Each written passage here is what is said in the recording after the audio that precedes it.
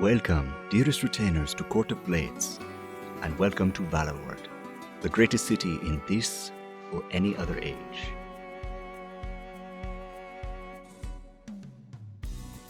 A city where hearts race and swords flash, where intrigue and danger lie around every corner. Centuries ago, celebrated veterans were given title to Valor Isle, a place long abandoned by its first residents. Here, the heroes found ancient secrets, bountiful land, and a fruit bearing oracular gifts. Generations later, 6 families vie for ultimate control of this jewel of the archipelago, each seeking to lead the great dance of houses. A new retinue rises to clash with flashing blades, veiled plots, and powerful magics in pursuit of their house's interests and their own secret ambitions. Speculate presents Valloward, a Court of Blades campaign, starring Premee Mohamed, Marie Bilodeau, Brandon O'Brien, Gregory A. Wilson, and your dancing master, Michael R. Underwood. Be welcome, retainer. Get comfortable, but not too comfortable. It's time for Court of Blades. Yes, indeed. Welcome, everybody. Welcome, Arvanauts, of course, to my channel, and welcome, Speculate listeners, as we are here for Session 2 of Court of Blades Valloward. It's my great pleasure to welcome everybody here. I hope everyone had a pleasant week, reasonably pleasant, and had a pleasant Friday, and is looking forward to intrigue and fun, and of course, all in the name of House Vorster. But before we go any further, I will just quickly mention ways to support us here on the channel. If you haven't done so, please follow the channel. Check out our YouTube at !ArvTube, Discord at !ArvCord, Twitter with !ArvTweets, website arvaneleron.com. The rest of the stuff I'm going to put slightly in the background because the thing that I want people most to focus on the financial side today is Speculate, !Speculate, which is, of course, the audio podcast that some of you will be listening to and all of you watching the channel know about now, which is an actual play podcast now, I believe, in its 12th year of production with Michael R. Underwood, Brandon O'Brien, and myself, Gregory Wilson, Arvaneleron on this channel, who are the co-hosts of this.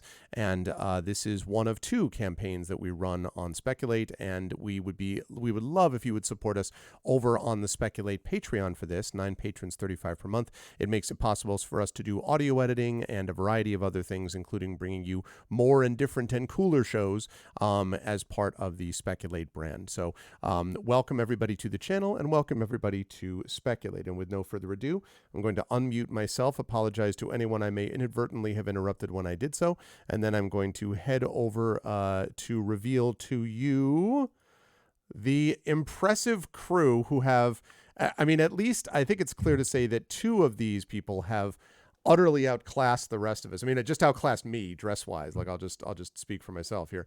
Of course, the person that is the most impressive here initially is one Michael R. Underwood. So I will hand you over to the dancing master himself. And Mike, take it away. Very impressive looking outfit today. Thank you. Greetings, everyone. It turns out that it doesn't take much for me to make me dig around in my various bins to pull out old SCA clothes. So here I am, and I'm glad everything still fits.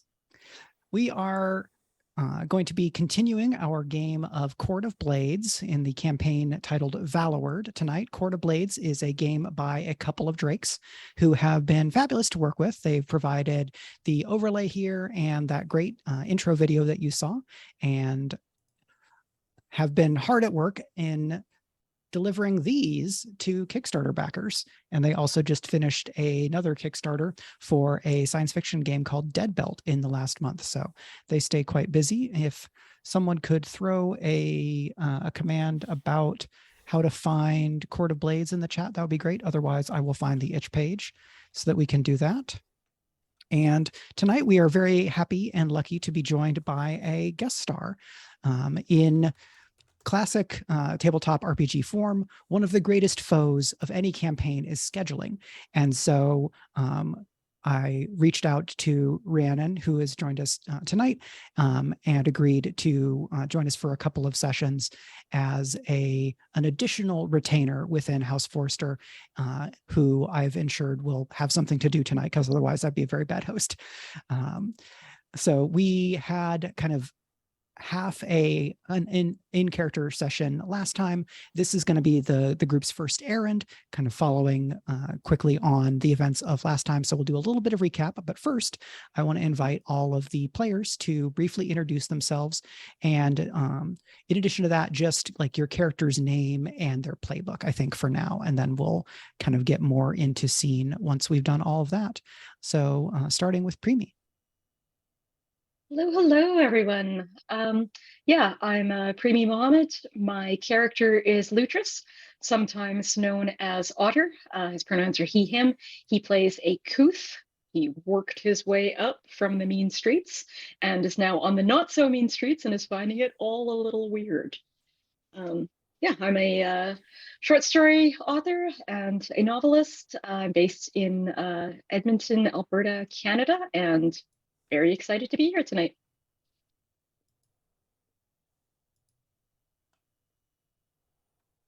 Next up is Rhiannon. Okay, should have checked the order.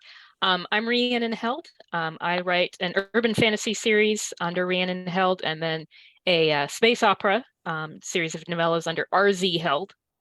And I am in another stream, the Dungeon Scholars, also lots of authors in that.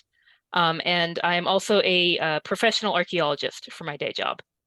Doesn't come up all that often, but occasionally. And I'm playing Jinxia, she, her, who's the knack, who is new to these, well, not new to being a retainer, but new to working with this crew folks.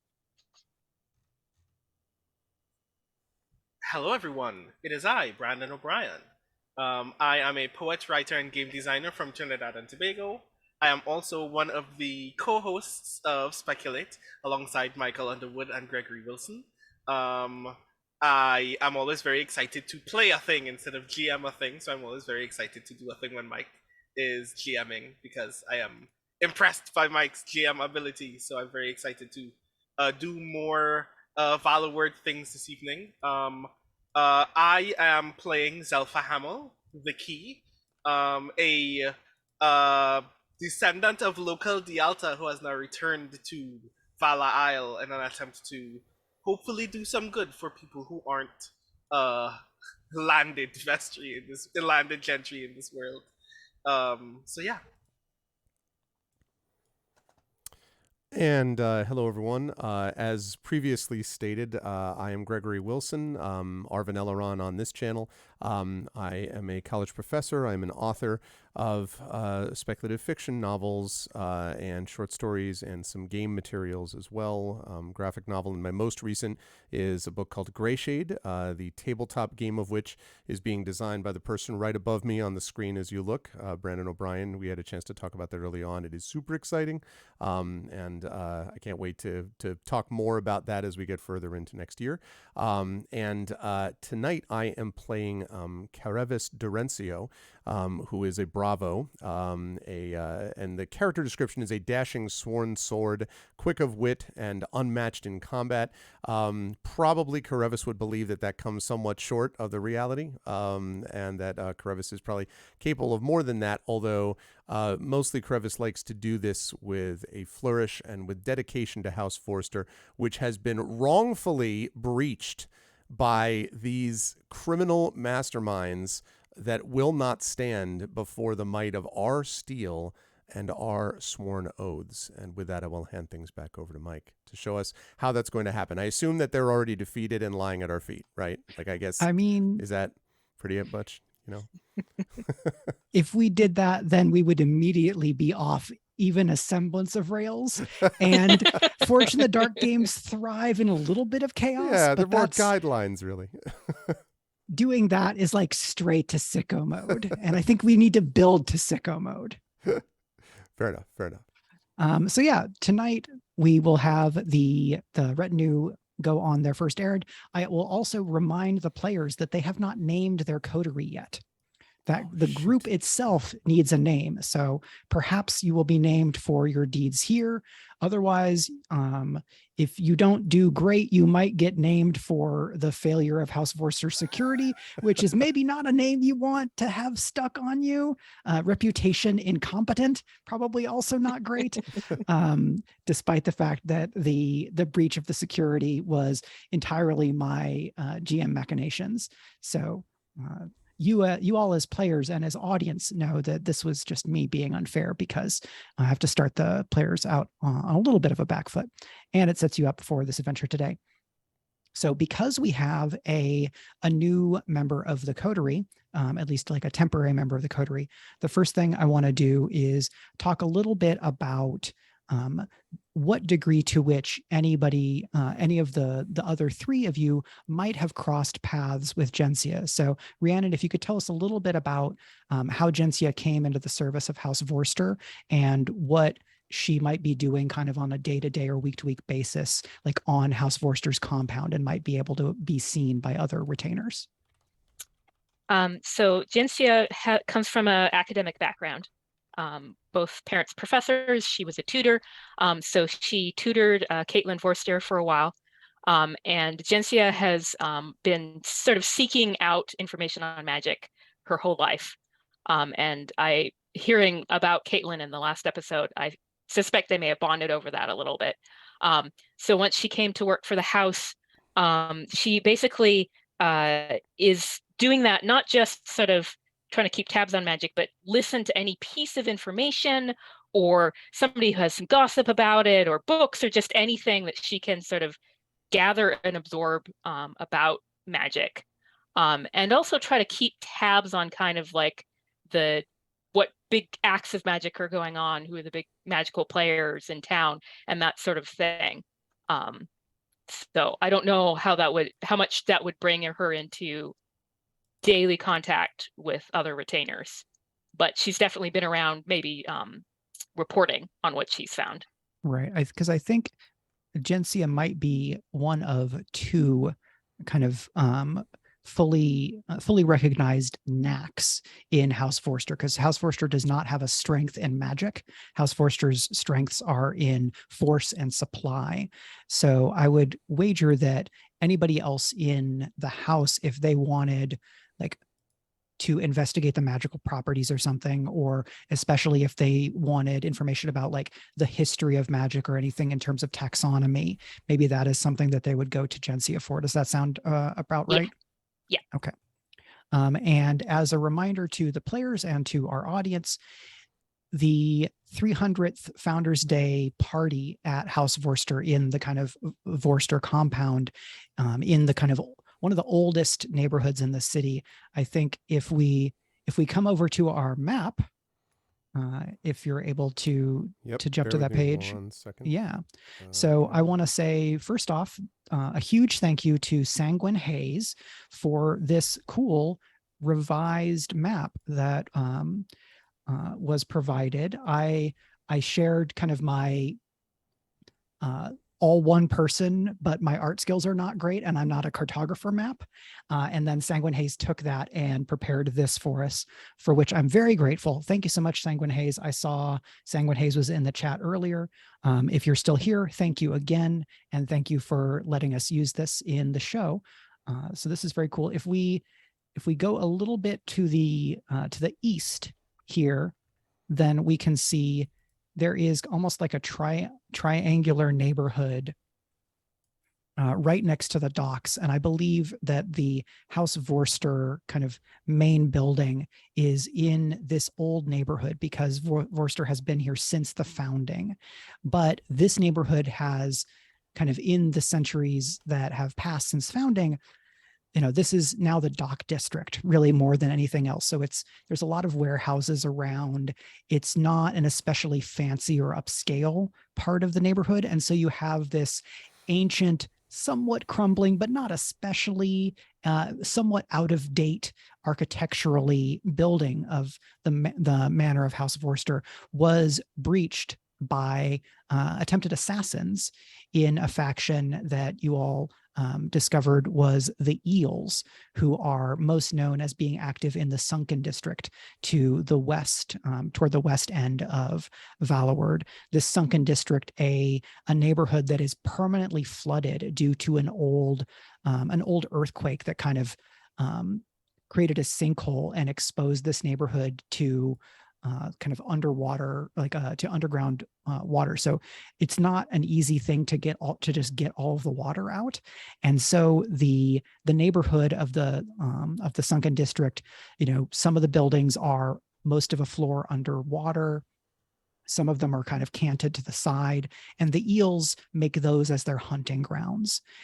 In the process of the assassination attempt, they made some attacks on Morgaine Vorster, the heir to the kind of the princept position, and there was an attempt to drop an entire chandelier on several people, which was averted thanks to a very fun flashback and some truly inspired consideration and renovations as requested by Zelpha Hamill.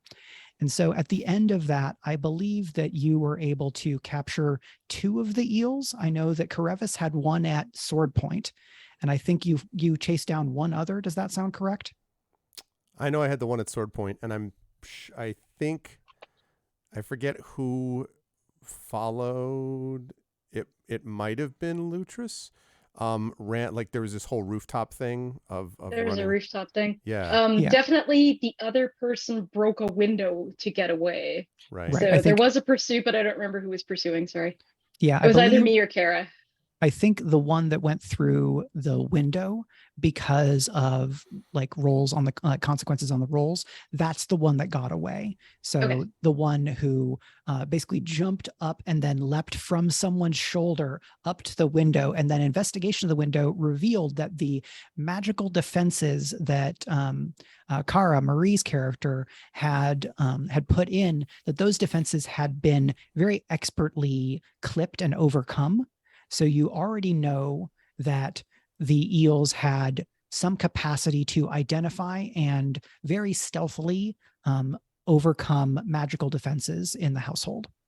And you have these 2 members of the gang who are, have they been held hostage? I think I'm going to turn this over to y'all, being that you are kind of this hand of House Vorster.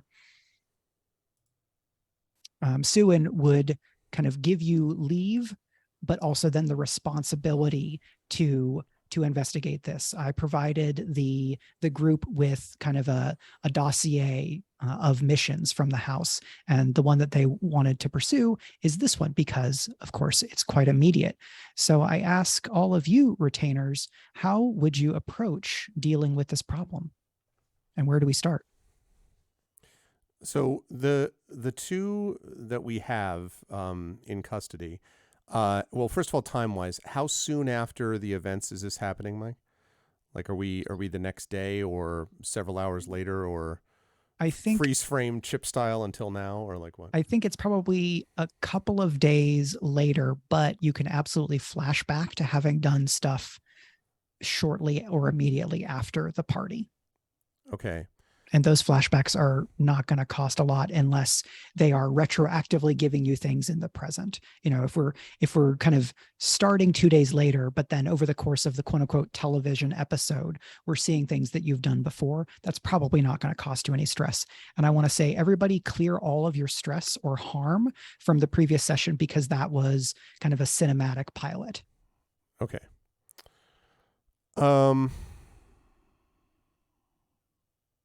So, well, my suggestion would be one of us, I would like to interrogate the guy that we ended up catching, but I don't want to do that just on my own. I think it makes sense to have someone down there with me in the jail underneath, which I imagine as this. My daughter and I earlier today went to old Newgate Prison, which existed as a copper mine and then became a prison in Connecticut in 1773. And it was in service until 1850s or so. So prison is on my mind. They had a whole bunch of jack-o'-lanterns down below. It was very cool. Anyway, it has nothing to do with the game. So that was one of the things that I noticed when we were there, was this thing about how, like, because of the cool conditions underneath, it was paradoxically healthier than some of the surrounding countryside at times, which is just complete accident. They obviously weren't doing it because they gave a damn about the prisoners. But I would like to think that in this case, we have a very comfortable prison in the palace, in House Vorster down below. And I'd like to imagine that it's fairly roomy and so on, but relatively dim and certainly without obvious methods of egress. So that's my kind of, fantasy dream about what I imagine the jail cell is, if that's cool. But I don't know who wants to be down with me. I mean, all of us could be theoretically, or one or two. So it's up to you folks. But I think we should interrogate this person. Yeah, and I think maybe for explanation as to why Kara is not with you, maybe Kara has been trying to track one of the assassins across the city, and so is occupied with doing that. Okay. So yeah, I'd like to help with the interrogation, and partly because I want to, but again, partly because I consider Karevis my mentor, and I would like to see how he does it, having seen how he did it during our military stint. Yeah. So I'm also figuring, okay, so we probably very thoroughly searched these two, like with a regular search. Can we, or did we at the time have access to Gensia to do some kind of like magical search? Check them for stuff that, I don't know, spells, something?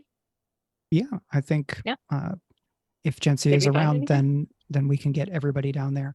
Rhiannon, what do you think, like, the Gensia's approach to basically like doing the metal wand but with magic or some other method?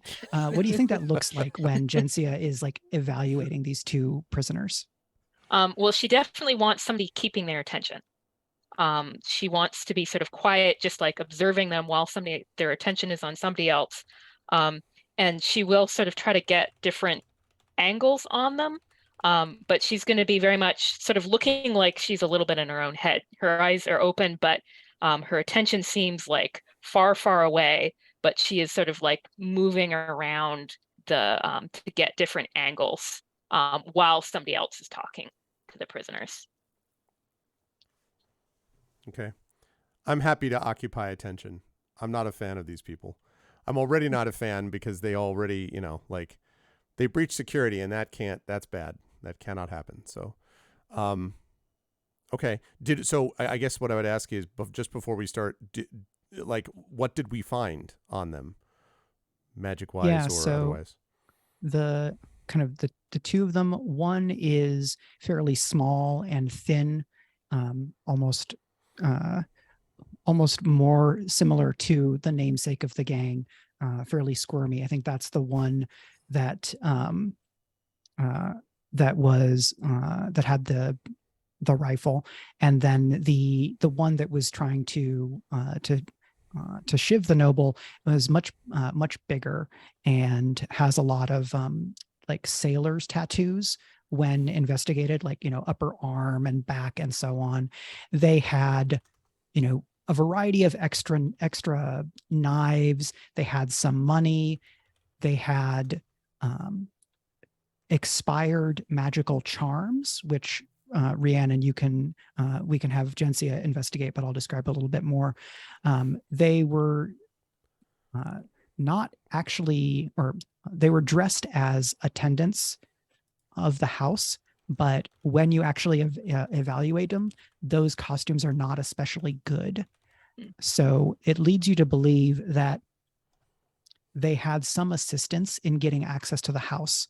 The question is, what form did that take? And I think they have not been forthcoming to immediate interrogation. So it's going to take a role of some sort to get them to divulge information. But first, Gensia, what action do you think? So we're going to kind of go over to the mechanics. In Roll20, you should have access to your character sheet And every character has 12 actions. So if you open the sheet and scroll to the right, those actions will be along the right-hand side of the sheet. And I think for a evaluation of magic, I think either survey or study would study would have the greatest effect. And I think either survey or channel would have good effect. So you have more dice in survey or channel, but I think you'll get better information if you use study instead, because study is a longer term, more analytical approach, and survey is a little bit more surface oriented. So yeah, I think that's what she'd do, because survey was sort of like the first cut, and then now we're down to the study. Okay. So if you're using study, you'll start with 1 die. You can push yourself where you take on 2 stress, of which you can take 8. And if you take a 9th stress, then you kind of fill your bar and stress out, where you'll be kind of out for the rest of a scene, but can come back if there's another scene later on. You can get an assist from someone, so someone else can spend 1 stress and say how they help you. Rather than pushing yourself, you could take a lady's favor, which in other games is known as a devil's bargain, where I would say, you'll get a bonus die, but this bad thing is going to happen. These are always very dangerous. Always. I try to... So I would like to assist. Sure. How does that happen? Because before we had actually gotten into the score, I was thinking about the ways in which Zelfa might know Gencia, and I think that in particular, especially because you're one of the very few knacks in House Vorster, and a lot of the relationship to magic in Vala Isle is this tense kind of interplay between how magic is understood by the settlers and their descendants, and what it was like natively, and therefore how the Alta might think about those things. So I feel like I specifically invited you to House Vorster as an act, and kind of sponsored you into the house. Specifically so I would have someone that I felt more comfortable having conversations about magic with, who I didn't feel like was in a position to ignore the Altan magical history. So we talk about the complications between those 2 magical schools of thought a lot. And whenever a magical thing comes up, I typically come up to you and go, so you remember what we discussed about this thing and that thing, and what we thought might be particularly more useful in this particular instance, and blah, blah, blah. So I feel like in this moment, I'm coming up to you and talking your ear off about things that I think might be useful here, but because I don't practice magic as strongly as you do, I can't actually speak to it practically. This is just like me talking your ear off about history. But I feel like in that moment, I'm hoping that something useful will fall out for you while I'm giving that to you. So yeah. Okay, yeah. So Zelfa can mark 1 stress, and Rhiannon, Gencia will also get +1d because of your ability Open Mind. You would have, walking into the room, you would have noticed what is effectively traces of smoke of a dead fire, of a magical signature from these charms. They are expired, but they have some traces attached to them, I think is a way of communicating that in a useful fashion. So with that, you would get 2 bonus dice. You're going to be in a controlled position with standard effect, and then you'll have 2 bonus dice. So if you click on study, it should give you those steps to go through. Just click on the word study and there'll be a pop-up. Gotcha. And it should ask position and effect, which will be controlled and standard.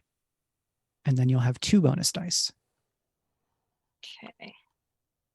Controlled, standard, bonus dice. That's cute. I was expecting I was going to have to type roll in the thing. No, it's a fairly nice kit. Right. Okay. So that's a 3-5-5. When your highest die is a 4 or a 5, you succeed at the thing, but there is some kind of consequence. Because you are in a controlled situation, you could re-roll the same dice pool at risky and try to get a 6. If you don't, there will be a controlled consequence, which is the kind of smallest type of consequence. And what I'll tell you is that that consequence is that whoever made these charms will start knowing who you are. Oh, interesting. They'll be able to backtrace your interaction with their magic. And so what I would do is I would start a 4 clock. So a clock with 4 spaces in it. And if Literally that doing a trace, they're literally just bouncing it off magic satellites, and you're just like, it's a scene from Sneakers. It'll be the most complicated trace they ever did. Yep. So, I mean, I'm inclined to accept that, but it just sort of because it seems like an interesting eventuality. Sure, yeah. But and that would be 1 out of 4 ticks. So that clock has to fill before the consequences occur. But you will get the information. So anytime there is a consequence, it can be resisted. The person who rolled kind of usually gets first shot at doing resistance, but other people can resist if they're in a position to be able to do so. And what resistance looks like is I describe the consequence, and then the player can say, no, I'm going to resist that. And we rewind the clock and we figure out how that character prevented the consequence from happening. When you resist, it always succeeds. The only question is, how much stress does it cost you? And when you resist a consequence, you're going to pick one of your attributes and then roll that attribute as a die pool. And so your attributes: body, you have 1 because you have 1 in maneuver. Mind, you have 2 because you have 1 or more each in study and survey, and 2 in spirit because of 1 or more each in channel or consort. So at your best, you could roll 2 dice and you take the highest number. And then we go, okay, you rolled a 4. To resist, it costs 2 stress because it's always 6 minus your highest result. This is only 1 tick. It may not be worth resisting, but I'm just walking through everything since I want to be thorough enough so that you don't feel like you missed out on something. I mean, unless the others are like, oh no, stop. I'm inclined to not resist so early. It seems like it's something that we could deal with for now. So save my stress. There's a certain degree to which clocks don't matter until they're full. Only the last tick matters, sort of. But that's living dangerously. So the information you get is that these charms were kind of illusions. They gave these assassins the visage of specific members of House Vorster, and you can identify the ways in which the charms have like basically a locational sympathetic anchor. So they work in this space, and that's probably how they were able to work for enough time for them to kind of get in and integrate themselves into the household. But this type of magic, like a full illusion of a specific person, takes a lot of power, and therefore that type of charm does not tend to last more than, an average one would probably be a few minutes to an hour. These seem to be fairly powerful, so they might have given these folks a couple of hours. But the question I ask is, if these are imitating specific individuals, where are those servants of House Vorster? Yeah, we better go look.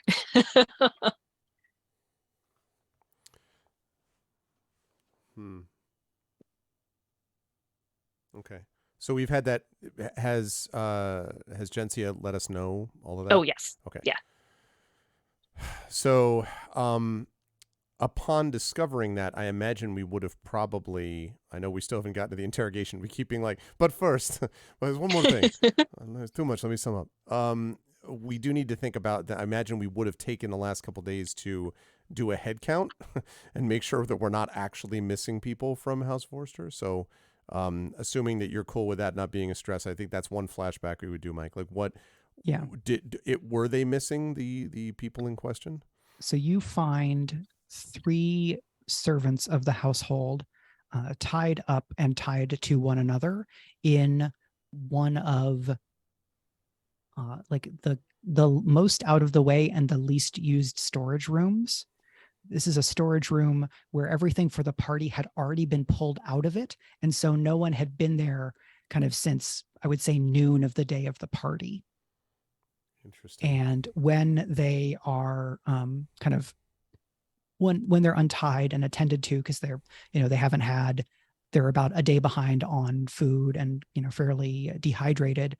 But they tell you that the 3 of them were out on an errand getting kind of last second stuff for the party when they were jumped. And no, I think they'd have to be jumped on the grounds. So they were outside of the building, but they were on the Vorster grounds. That makes more sense. Interesting. And Jensia, hearing that from them, you would probably know that having the individuals that you're copying closer makes it easier for the magic to last longer, which would probably be why they were stowed here. Makes sense. Would the magic fail if they were dead? Because otherwise, why keep them alive? I mean, I'm glad they were, but it seems foolish to me. I mean, if from a tactical point of view. Yeah, copying a corpse is very different than copying a living visage. They literally would have been zombies walking around. Like, you look rather dead today. Okay. Dead tired of working. Oh. Yeah. Oh man, 'tis the season. Okay. Interesting. Last question, and I guess I would ask this to Jensia directly. This thing they did that's powerful. It's expensive too, yes? Yeah, definitely. What would it take to actually make something like this? How long would it take to put it together? To actually make the charm?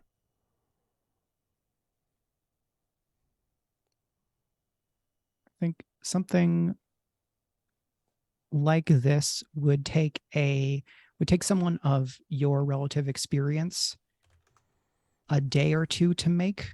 It's like to do something that achieves what these knacks or these magicians seem to have done would take a considered effort from you.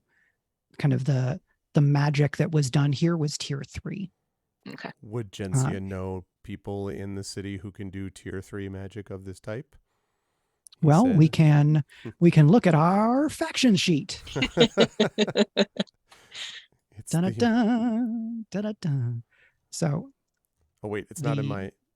See, I'm so excited by the sheet. I didn't see. Do you have the faction sheet? Like, let me make sure that everyone can see it.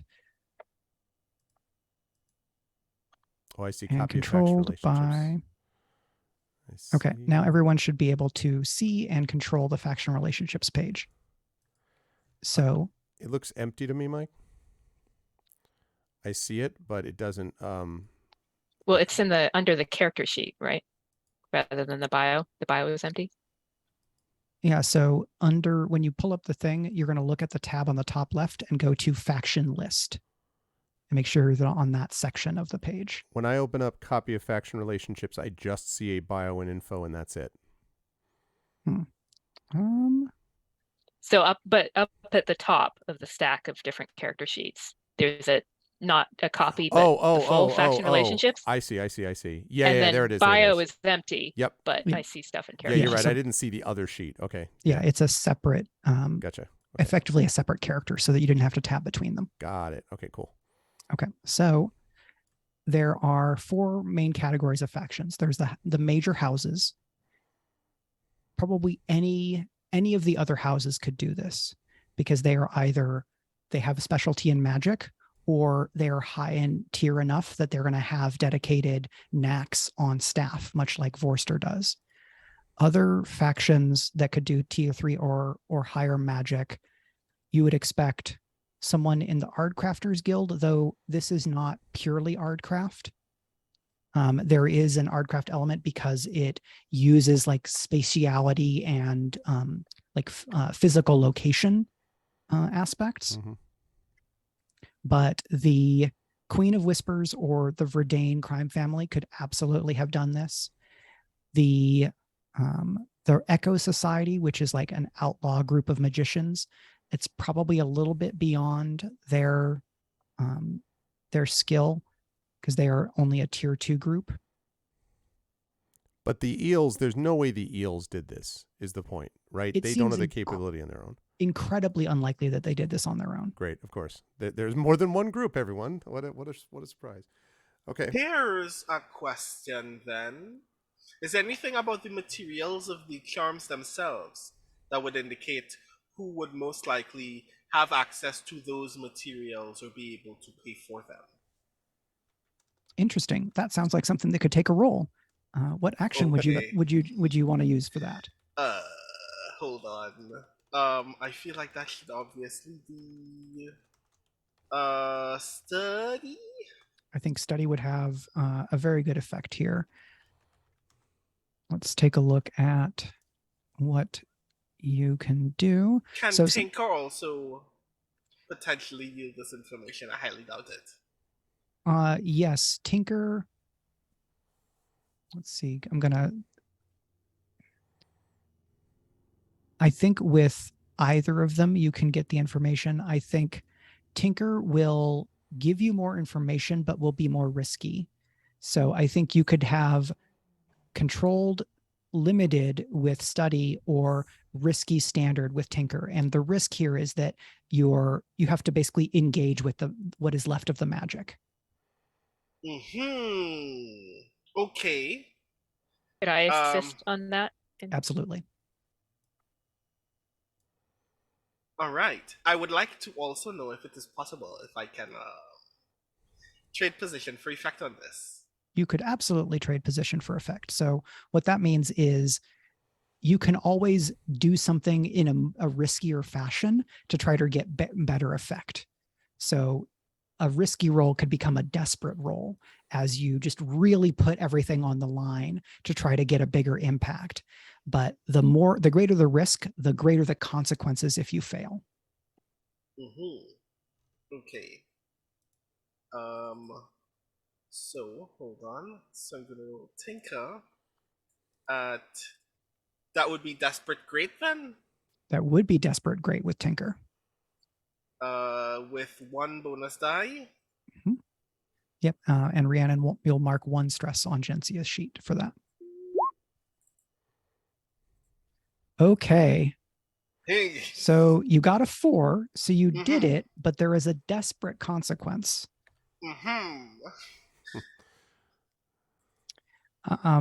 And this is fun. Yeah.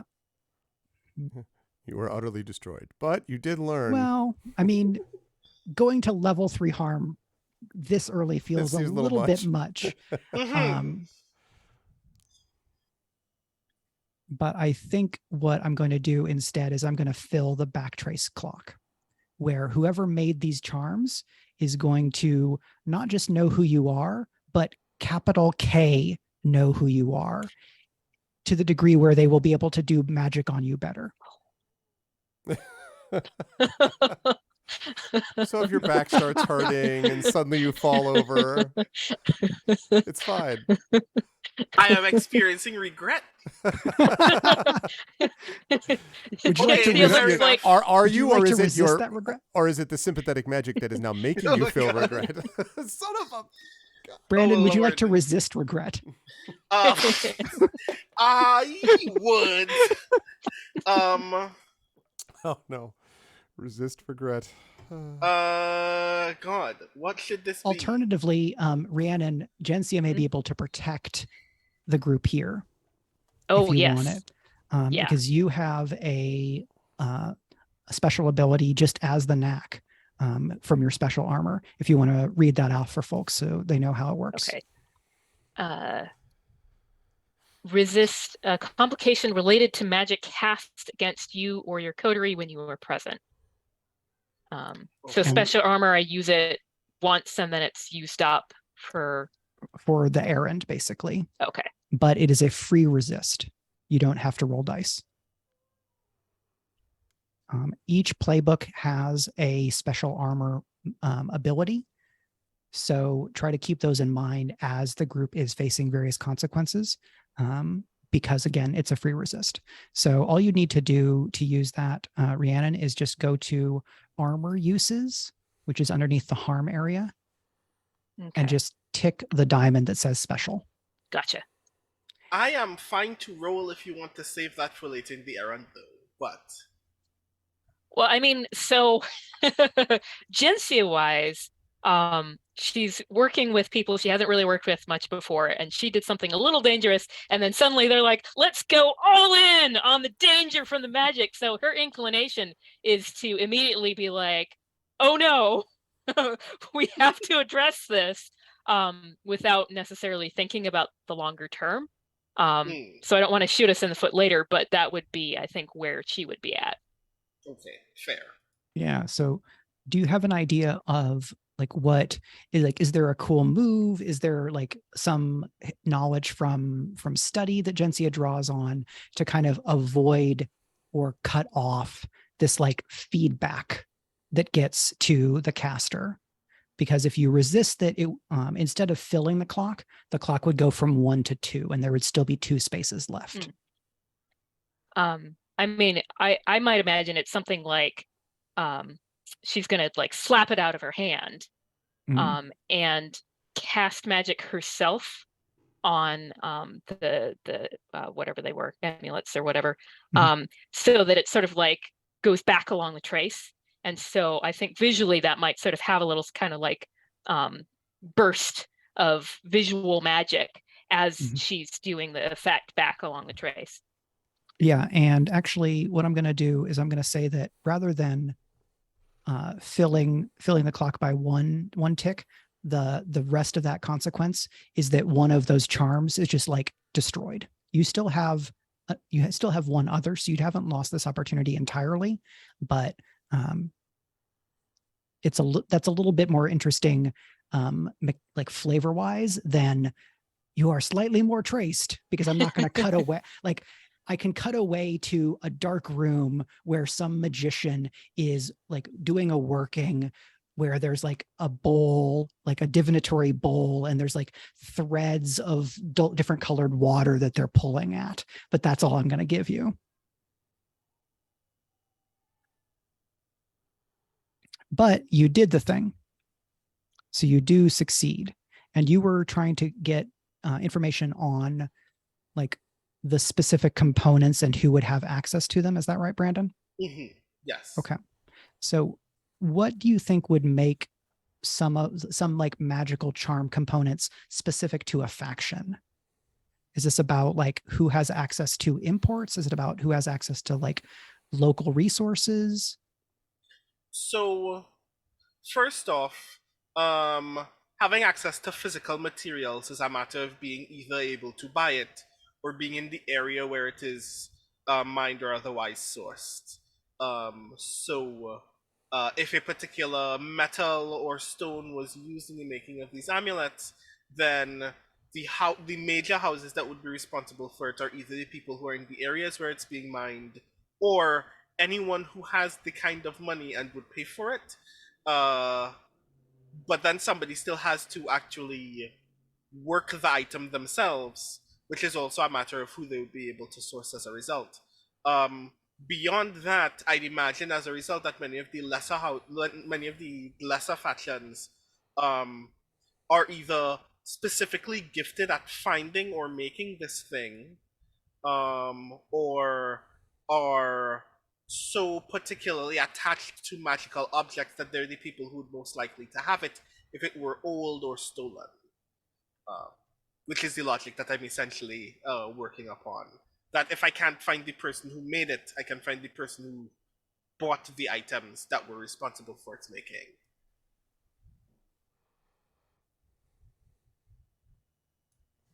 I like that. Just going to move some of these things around. So with great effect, you not only know that it would have to be one of the great houses, but you are certain, but would not have an easy time proving in a court that this was done by House Sapphire. Cool. Because this is material that was mined locally. There are particular combinations of, like, here's a little bit of quartz and it's lined with it's wrapped in a particular type of like silvered thread, and the way that Ardcraft is kind of it uses Ardcraft to anchor to a place, and how that then magnifies the kind of confounding of the senses type of magic that comes from the kind of across the ocean old country for the Valloward. Is, in your experience, and this is probably in conversation with Gensia, and maybe with, a short montage of checking sources in House Vorster's library and cross-referencing with some things. So if you were to bring this to the high court of the Great Dance, you could make an argument, but it's not an open and shut case that you could finger House Sapphire for this. But everything you're seeing tells you that Sapphire either gave the eels these charms, or the charms were made by Sapphire and were done in such a fashion that they were already going to do the things the eels needed them to do, because of the way that these have to be made very specifically and tied to a place. Mm-hmm. House Sapphire was at this event, right? Representatives of House Sapphire? Yeah, there would have been at least a representative of every one of the major houses at the party, just because it is an important city function. And even if House Vorster is at the bottom of the kind of the great houses of the dance, they are in it. And it is important to be seen participating in events like this. But were they under the chandelier? There was not, to anyone's recollection, a member of House Sapphire who was anywhere near where the chandelier would have dropped. So if someone wants to speak to the eels themselves, we can definitely do that. Does anybody have other things they'd like to do? Basically, I think if everybody does an action of kind of this legwork type of stuff, then that's fine. Once we get to the point where characters are making their second or third or fourth action in legwork before you come up with a plan, I'm going to start ticking clocks that will result in things that are not great for y'all. Right. I do think I want to very briefly interrogate the big guy. Okay. Well, yeah, I mean, that's where I assume, well, if we're all down there, at this point, having done all the legwork, yeah, I mean, that was the guy that I brought down. We need to do both of them, right? That one and the Yeah. the And actual absolutely eel-like. always interrogate these people separately. Never let them hear each other. Yeah, separate rooms. Not even a scream. Yep. Nothing. One gets the coffee, one gets the water. I get it. Like it's yeah. Yeah, and House Vorster certainly has the facilities necessary to do this, where one of them could just be taken probably to another level. Like, okay, you're going to come down with us to the wine cellar so that you can't hear your buddy.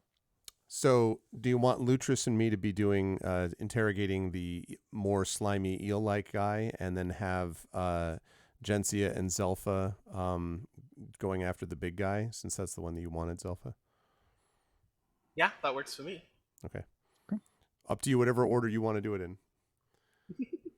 I feel like what would be most like narratively interesting is for Zelfa and Gensia to interview whichever one of these two assassins looks like the least versed in magic.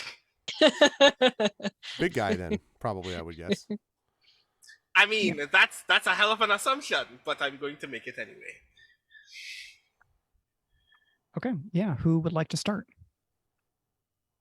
So yeah, I guess we'll start. So the the most cinematic thing would be jumping between the interrogations, but that may be difficult to do. Hey, if you want to do that, I'm happy to have us camera 1, camera 2, Right. whatever you want. But yeah, who would like to start? So I think we've already had this assassin sitting down in like a very dim interrogation room waiting for us to return. And when we walk in, I come in with a covered metal cup that very obviously it sounds like it has liquid in it, but because it's covered, you can't see what's in it, and I put it right in front of him. And I go, it's kind of unfortunate that you found yourself in this position. Obviously, it is in an assassin's best interest to not be seen or heard, and yet here you are, which is typically what happens when someone's goal is to lay you low like this. So I don't know why you'd ever want to still be loyal to whoever put you in this position. So we could just make this easy for you, right here tonight. That poison? No, why would you think that it's poison? Poison's easy. Exactly. Why would I want to make this easy for you? I don't know. You gonna send me to the watch? You're gonna talk me to death?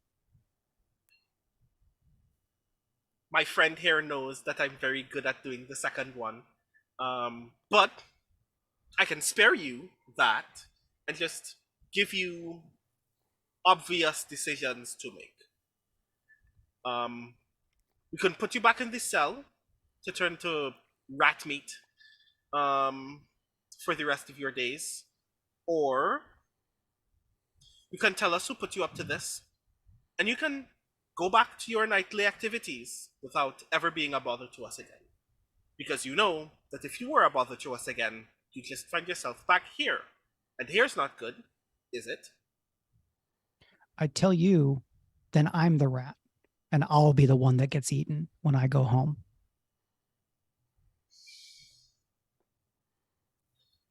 Fair. So your choice is then, would you rather die now or die tomorrow night?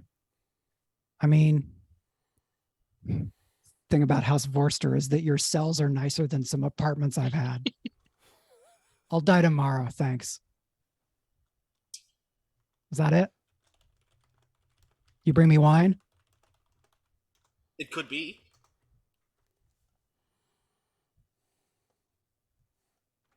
Six minutes ago, you thought it was poison.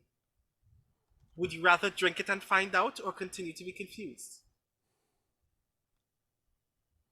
Lady, I just rob people. That's not true. Nothing Sometimes that you I did... rob people of their lives. Right, fair. Because you can spend the life that you've taken, obviously. All you have to do is tell us who paid you. Because they didn't pay you well enough to be here.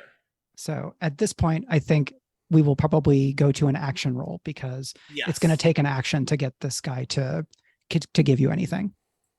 Definitely sway. Okay. And so you would have been able to get out of him that his name is Francisco. Mm-hmm. But yeah, sway, I think you're a tier 2 group. The eels are tier 2. Do you have any items or like intangibles that would give you a bonus in sway, or any other gear that you think would give you additional effect here? Well, there's all that eel stew that we have that we serve. And I would draw your attention especially to the italicized ones. Mm-hmm. Because I was actually thinking it would be hilarious for me to use a believable excuse to essentially, like, I'm essentially viewing it through the lens of you are already here. Somebody obviously set you up. their intention was for you to be captured, would you rather continue to be a sucker or just give up the people who wanted you to be arrested and jailed? Okay. So yes, Yeah, that's I what I'm think- leaning on at the moment. Yeah, I think that'll get you from risky limited to risky standard. Mm-hmm. And the risk is that you lose the opportunity to get information from him. Oh ho. So basically, I'm going to put, there's going to be a 4 o'clock.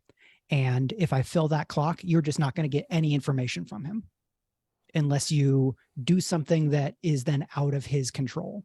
Like if you took the information from his mind using magic or something, various other like agency and self-denying techniques. Okay. If I trade position for effect here, will this clock immediately fill? No, because a desperate consequence would be 3 ticks of 4. So Okay, you get cool. at least theoretically 2 chances. But I would say that hard of a swing at once probably means that you're then in a desperate situation moving forward with this guy. I mean, at this point, it is remarkably difficult to. I'm thinking at this point it is remarkably difficult for it to just say the thing anyway, so I might as well take a big swing. Okay. So yeah, I guess I'll roll Desperate Great then. Yeah. And I will push myself for 1 bonus die. Okay.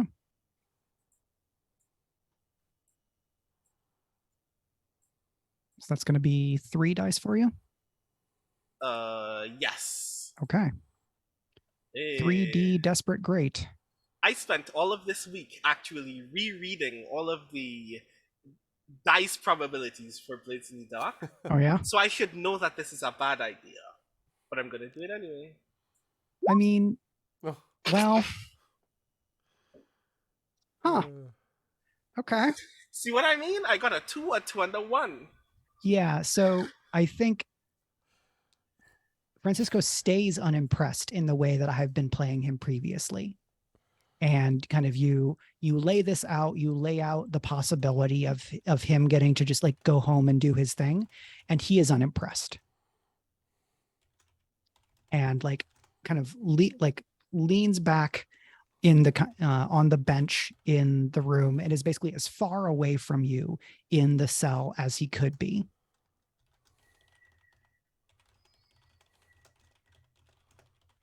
Now you come back with some fancy paperwork that says that I'm exonerated of anything that took place in this house.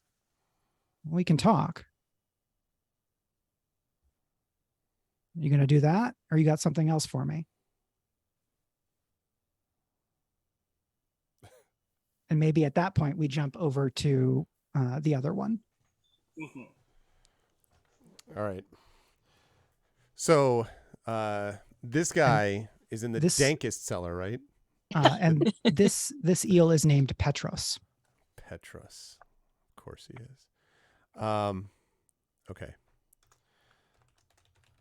So just before we go in, I say to Lutrus, as I'm talking to this one, I want you to see how he reacts.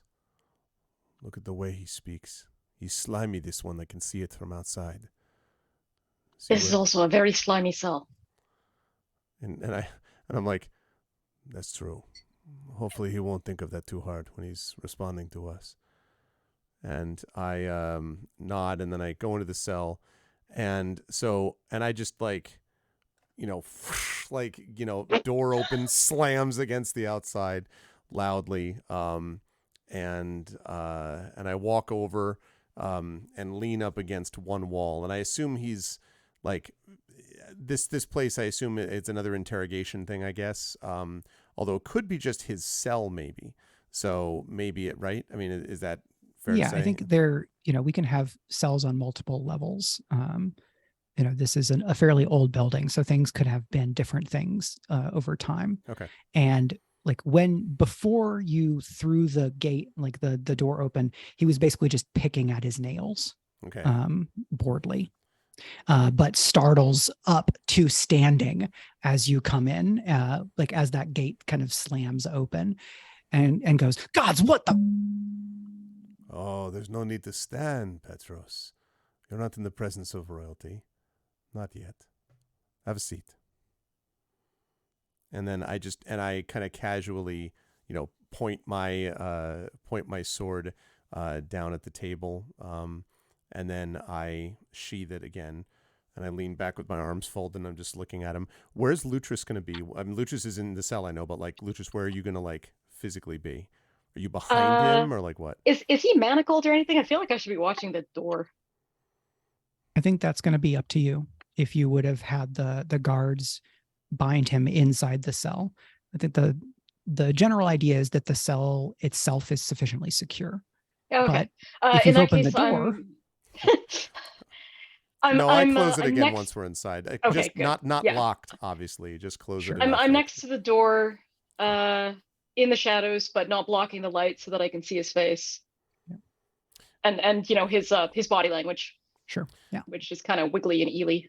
Mike, do I recognize anything about? Can I get a sense of what area of the city he might be from? Is he a docks district type of person? Is there something that I can determine other than him being slimy and eely like? There's enough mold on his clothes that you get the sense that he's used to it, which means that he's probably actually from the sunken district. Okay. So then I'd be like, Petros, I see that you have settled in nicely. You familiar with this kind of accommodation? Yes? One cell is very much like another, I tend to find. You've been in a lot of them then? Well, a lot of things can be a cell. Sometimes a cell is a flooded bedroom. Sometimes a cell is a patch of forest that you don't know your way out of. Yeah, it's true. Sometimes a cell is your words, Petros. Words that trap you, yes? No. Maybe not yet. I mean, I'm trapped, but it wasn't my words that got me in this problem. Well, what did get you in this problem then? How Job exactly? went bad. But how? Surely you must be experienced at this job, no? You know who I run with. You think this is the kind of thing that we're doing every day? It's a step up for you, that's for certain. Why are the eels so interested in House Vorster exactly? Why exactly take you out of your sunken bedrooms to spend time in the dryness and the light, Petros? What do you think?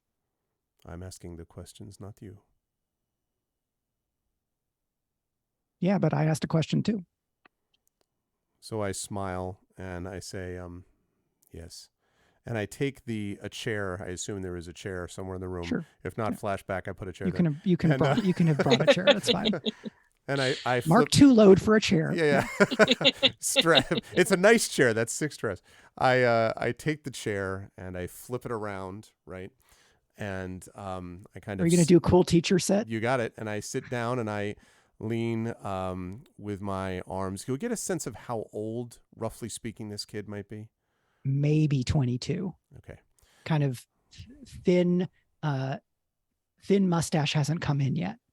Okay. Have you done a lot of these kinds of jobs, Petros? Not this one. You've already said this is very unusual for you.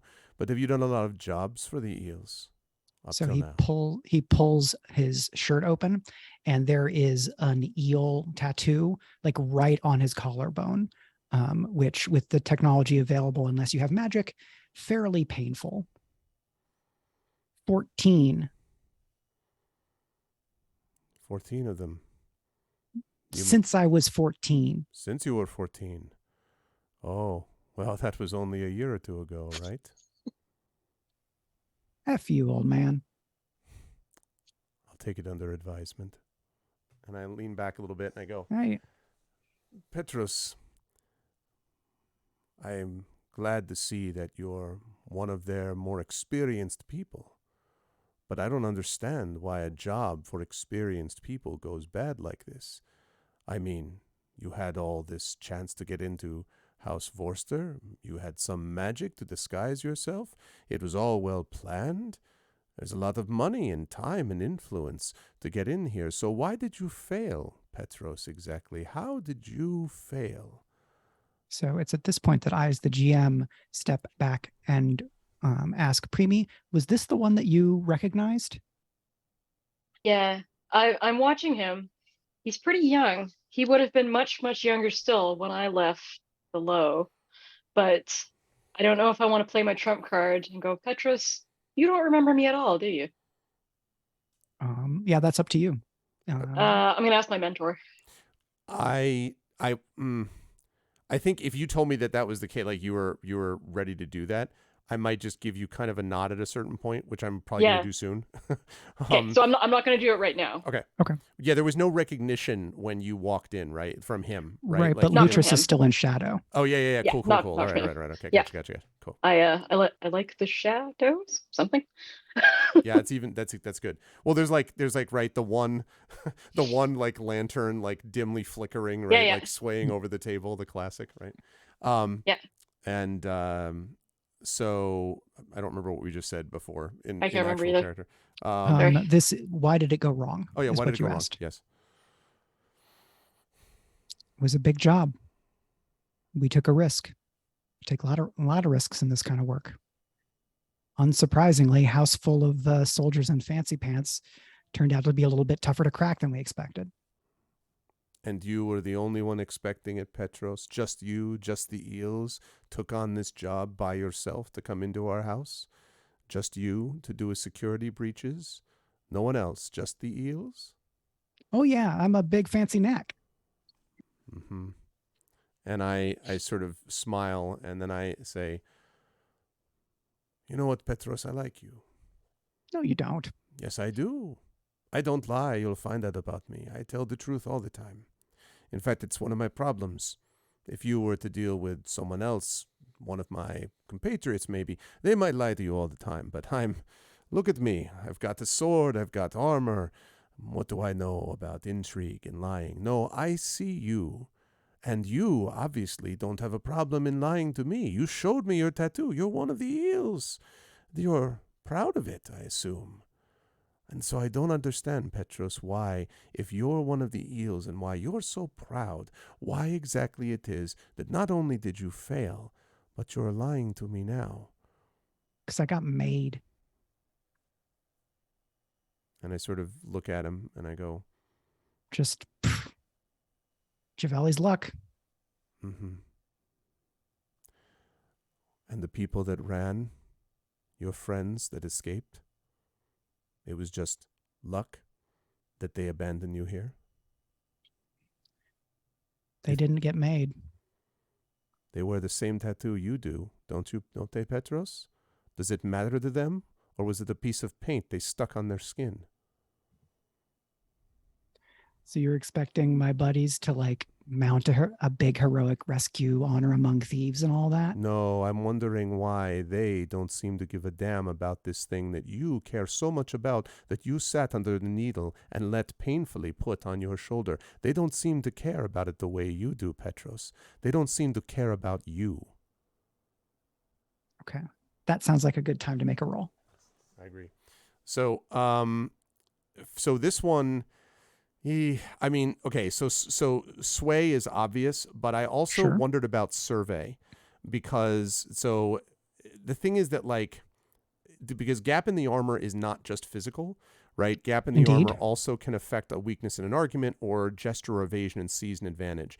So what I'm trying to tell is my guess is that this kid doesn't really have a family except the eels. My guess is that this is something that he really does give a damn about, and he hides it over with the I'm 22 and a badass nonsense. And my guess is that because of all that, he's actually really upset that he has been sort of left to take the fall. And I want to play on that. So I guess what I was wondering is, can I do a survey roll to sort of determine that? And would that then give me a bonus on a sway roll, if you follow what I mean?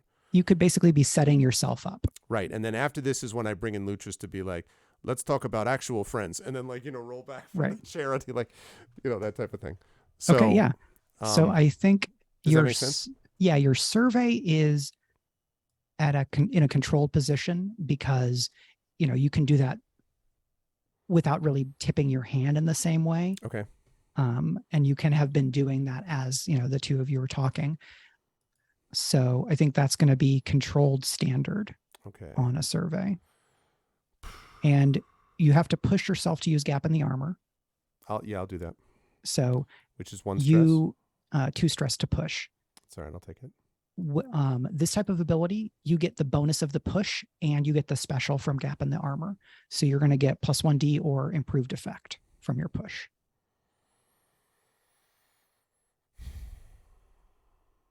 If you have fewer than, I would say, 2 dice, I would probably recommend the bonus die for the push versus effect. Well, right now, if I'm doing, because the survey that I'm doing is to benefit sway, right? Because +1d and +1 effect comes out of gap in the armor. So I don't know that it so it doesn't make sense, I guess, to improve the effect on this, because I can save that for the sway roll. So then I guess I should use it to get the +1d, I would say, right? Okay. So that's controlled standard +1d. And +1d. Okay. Okay. Oh, shit. So welp. You think you've got the right read on him, but you didn't find a specific thing or a specific moment or a specific look that you could latch onto as like a full-on tell to then be able to exploit. Okay. So then you think your line of attack is solid, but you don't have a specific verbal gap in the armor. So what I want to do then is I would like to do the sway, but can I bring in Lutrus? Can Lutrus almost assist by doing the dun dun dun, like entering the light type of thing? At which point, do you see what I'm saying? Like, is that possible, or does that subdivide it too much? Yes, you can also, because this was a controlled roll, you can just re-roll at risky. You don't gain any effect, but if you fail at risky, then Petros will be at 2 of 4 of will not talk to you. Well, but once it gets to 4, once it gets to 4, okay. So you can roll 3 dice again and take that result instead. At risky. Before we get to sway and before we get to Lutrus. Okay. All right. I'll do that. So the law of averages has to work this time. So same thing, just risky instead of controlled. Okay. So that's like a huge benefit to getting to roll at a controlled, is that if you fail, you can pull back and try another approach, or you can push forward and seize a risky opportunity kind of with the same dice pool. But the same dice pool, meaning I don't have to push myself again another 2 strokes. Okay, cool. All right, so +1 bonus D again. Yep. All right, let's go. Come on. Hey, okay, that's there's what a 6. About. Is that the first 6 of the night? I think so. Yeah. Hell yes. A lot of risk. Worth the risk. Mixed Confident successes. it's also the first 6 of the campaign, but I can't recall. I think it might be. Because you basically, dice. to do it at risky, you kind of have to go back and forth with him a little bit more. But then you see when you're talking about how, when you talk about family, then you see it. You see that for a moment he is a young man again, instead of this front of a hardened criminal. And you are certain that your read on him is correct and that you feel like you can exploit that. Okay. So you will get that +1D and bonus effect. With sway. Now, can I bring Lutrus in to assist to add another D to the sway? Yes. Should Lutrus Lu- just has to spend 1 stress, and we talk about how that works. Okay, so are you willing to do that, Lutrus? Does that make sense? Yeah. Okay, so then I would say, so if you don't mind doing that, spending the stress, then Lutrus, you can do whatever awesome stuff you're going to say when you come out of the shadows. Except I'll be like, so it's right after we've said something about the family. I noticed the thing about him, young man and everything, and I'm like, and I say something to the effect of, Petros, it's not the only family and friends you have. There's other people who know you, after all. And then I sort of gesture into the shadows. I put 1 stress dot on mine. I don't know if I was supposed to, but it's on there. Petros. Last time I saw you, you were running back and forth with platters of candied frog's legs for the big rollers. And now look at you. You're in the cell of a big house. How did this happen? How did Vincenzo let this happen to you? How's the old man? Oh, dead 6 years. Well, I feel like that explains some things. Who took over after him? Not you. Yeah, I moved west. Sorry, missed that. It's dank down here. Yeah, he said I moved west. You a Vorster now? Yep. Got all my paperwork. Got everything. That's gotta be a nice gig. Isn't so low that you can't climb out of it. There are people up here who could extend a hand to you. You notice we may have already done so because you're not dead. We don't work with the watch. You just disappeared in here. It's how they work, Petrus. It's how they work. Look at this guy. Yeah, that's an assist. I smile. Okay. So then I lean forward and I'm like, you have a choice now.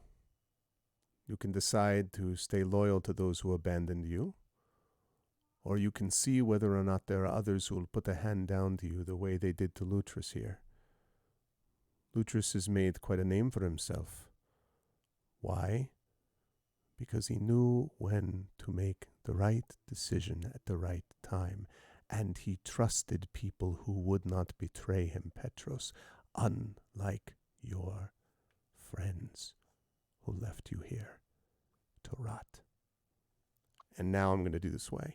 Okay. So, is this where I'm allowed to say something like... Oh, yeah, say something cool, please. Oh, no, it wasn't going to be anything cool. It was just going to be like something like, we don't even want to pass on what Francisco told us about this job. He told us everything. Another one of your friends abandoning you. Yep. Okay, so cool. So this is position risky. Awesome. Oh no. This is risky. Risky, great. With your bonus effect, and you have +1 die as well. Okay, so I have +1 bonus die.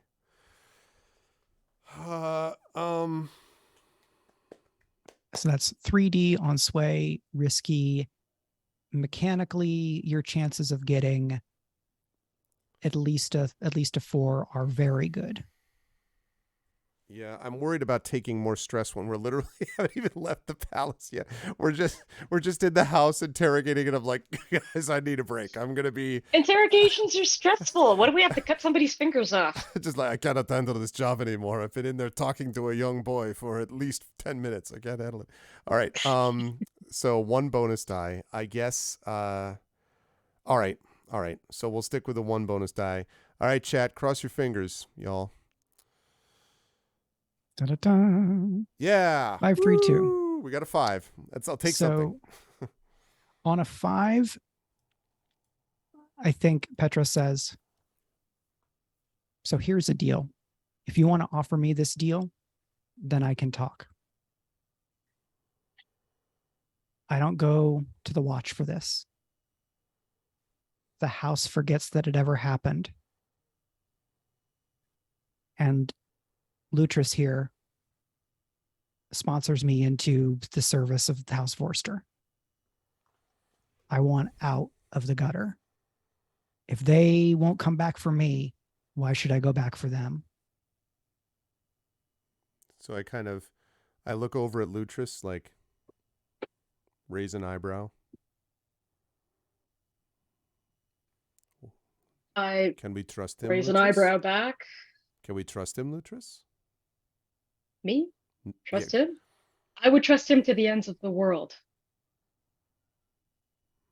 So I look back and I kind of stand up and I just do one sort of walk around, kind of looking down at him. And then I'm like, done. But you tell us everything that you know that came up to it, and you hold nothing back. You'll learn here that we don't lie to each other in this house, because when one of us gets lost, we find them again. If you want out of the gutter, then you need to clean up your act. It begins by telling us the truth. So Petros wants Lutrus to do an old style low street kid shake on it. Okay. Hope I remember how to do that. Am I gonna have to roll for that? No. You fail. Okay. Zero flips the table. Yeah. God damn it. What do you like? Do you have an idea of like what that looks like? Is it like, like shake, you spit into your hand and you shake? Do you do something else? Is like, what makes it a low handshake? Oh, yeah. This one isn't even specific to the low. It's specific to the eels, because I was never an eel. I was kind of bitter about that, actually. It's actually not that easy to get into the eels. So in one sense, I do respect this young guy for actually getting in, even if it's just that the eels adopted him. Excuse me. Sorry, the cat's playing. Yeah, it's an eel specific handshake. And what we do is we grab along each other's entire forearms so we can feel if there's anything hidden under anyone's sleeves or anything. We grab the other elbow so you're lying against each other like two eels in the bed, and you go like that. Nice. Yeah, so he does that and says, I guess that'll be the last time I do that. I guess Vorster probably has a fancier handshake. It's a little bit less complex. And Am I going to get fresh clothes? And I sigh heavily. I'm just like, yes, and a bath. You'll need both. And I say, but I'm glad you saw reason. Now, Mike, I know you wanted to. I don't want to just keep like occupying attention here. Yeah. But I would like to hear what the hell he has to say. Yeah. So I'm going to jump out of character real quick to just be able to summarize. The eels do not like that House Vorster is sponsoring Tishk, that art crafter who is talking with Kara, because rumor on the street is that he is working on a device that will dredge the sunken district, that can keep the water out of the sunken district and reclaim it. Why don't the eels like that? Because that's their home. Without the water, they're not the eels. They ambush they call people. Themselves the snakes. There's so many options. They ambush people from the water. They have angler. It's their whole bit. Like they would no longer be the eels. And reclaiming that district means city attention in the sunken district in a way that there is not right now, and their ability to operate goes away.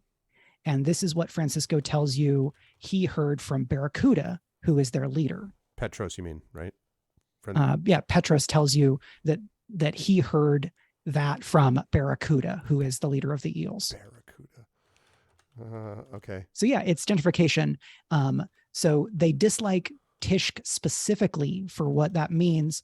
Vorster for the fact that they are kind of working with him on this, which is why he was at that party and why he was also a target of kind of on their list of targets. It was Tishk and then any of the principal members of House Vorster. And between that and what you already have, you have testimony from Petros that Corinne supplied the charms, but his testimony against the word of not the Corinne's, House Sapphire. His testimony against Sapphire won't get you anywhere, but it gives you more information and more to go. And he will absolutely tell you where the eel's hideout is.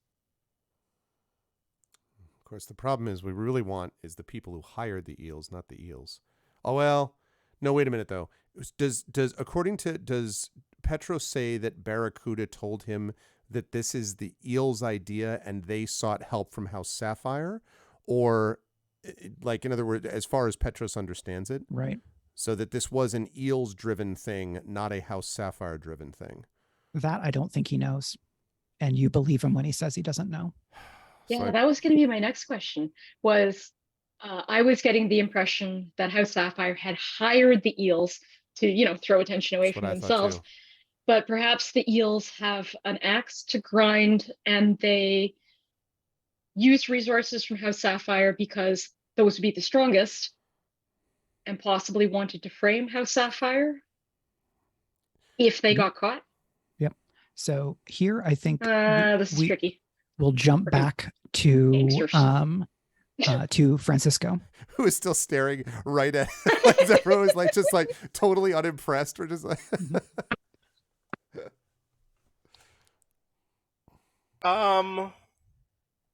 I just kind of like sit there staring right back at Francisco for a good long time, just us sitting in this room silently. And then I just get up and gesture for Gencia to join me outside. While we leave, does Francisco do anything with the drink on the table? I think he uncovers the top and sniffs it. What's the beverage? It's wine. It's wine. It's very, very good wine.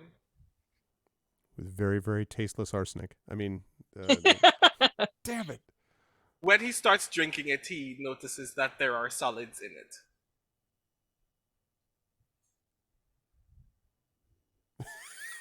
Like reaches into the wine. Is this like sangria or?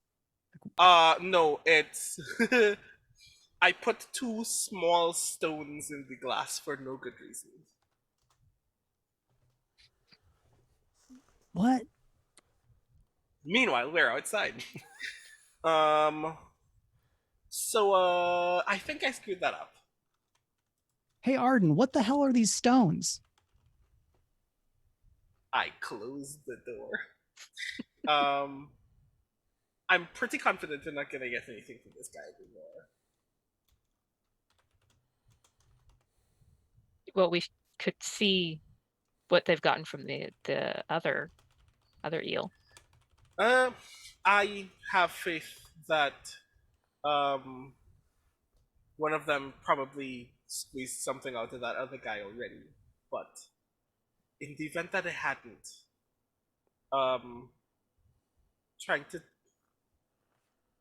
I wonder if there's anything that we can still get that might be of value from this guy.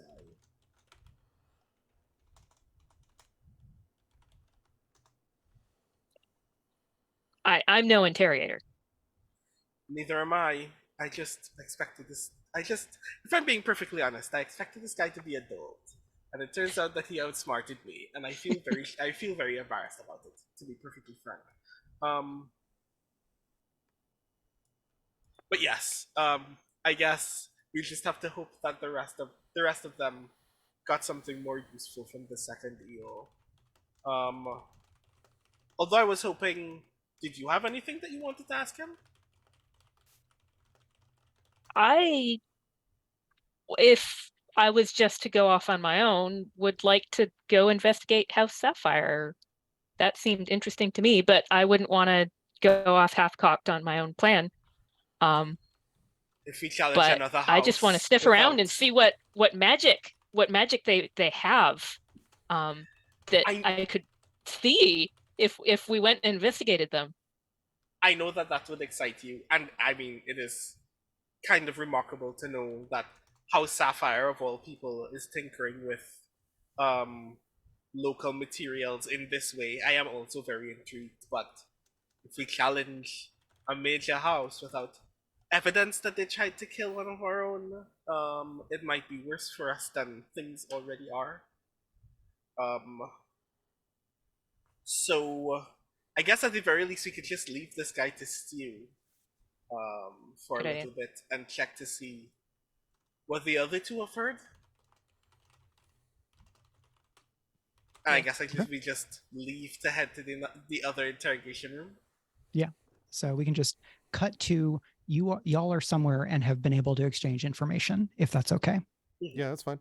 Yeah. So I would assume, we kind of lay that out, and we've been talking a little bit about this separately, and I'd be like, it sounds like to me the only option is to go get information from this Barracuda. Whoever this new leader is, Lutrus says, not the same kind of person as the old one. And if they've decided to get more ambitious, that's a problem, especially if they're going to take things out of House Sapphire.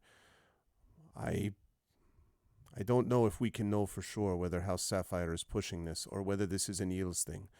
But if he knows, our Petros knows about the hideout, and they don't know that he's working for us, maybe we have a key to a lock that we need open, yes?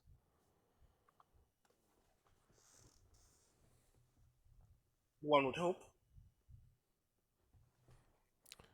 Yours is not, it seems, likely to give you any more information. Your friend Cisco decided to play the strong and silent type, I suppose. It would appear so. I placed a bet on who would be the easiest to fool, and I bet wrong. Did you offer him some wine? How did that go? I did. It didn't work. In any case, I do think this is enough information for at least for us to make another move. One can only hope that either this Barracuda fellow is a man of very fickle loyalties, or that we'll have to figure out our next move upon talking to him. Because if he was really in the employ of a major house, then the only real case we have is his word against the major representatives of House Sapphire, who, for all intents and purposes, would have no reason to admit that they sided with a common thief like these two. So we need Barracuda to either be very cheap or very spiteful for no reason. How best would you deal with a situation like this? Both of you all have more experience dealing with a man whose actual engagement is more on the physical than on the intriguing. Surely you know what he's worth, at least. If it were up to me, I would not contact him directly. Do you know how it's going to look? Retainers from a great house going down into the low to seek out and talk to gangsters? A gang leader? I think we should try to find information about him and about this job some other way. And if we're close enough to talk to him, we're close enough to ruin the reputation of the house. Unless we don't go down to him, but we bring him up to us.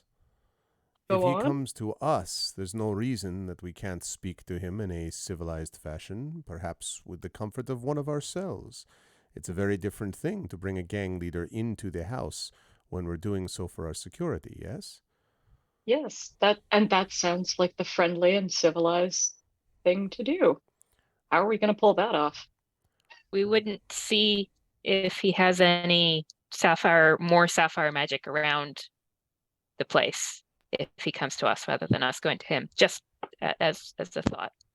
That's true. I mean, knowing that that's a thing that they can do means that we also know that we can take precautions specifically against them. Both of those charms work the exact same way. Our security only operates in a very specific realm of magical interactions. We just need to make them more robust for these charms, which I know that you can do very easily, Gensia. I've seen you do it. But Jensen My is real asking question is, oh no, sorry, go ahead. I guess my real question is, how do you coax an eel out of the water in the first place? I have an idea about that, but With bait? Wait, sorry.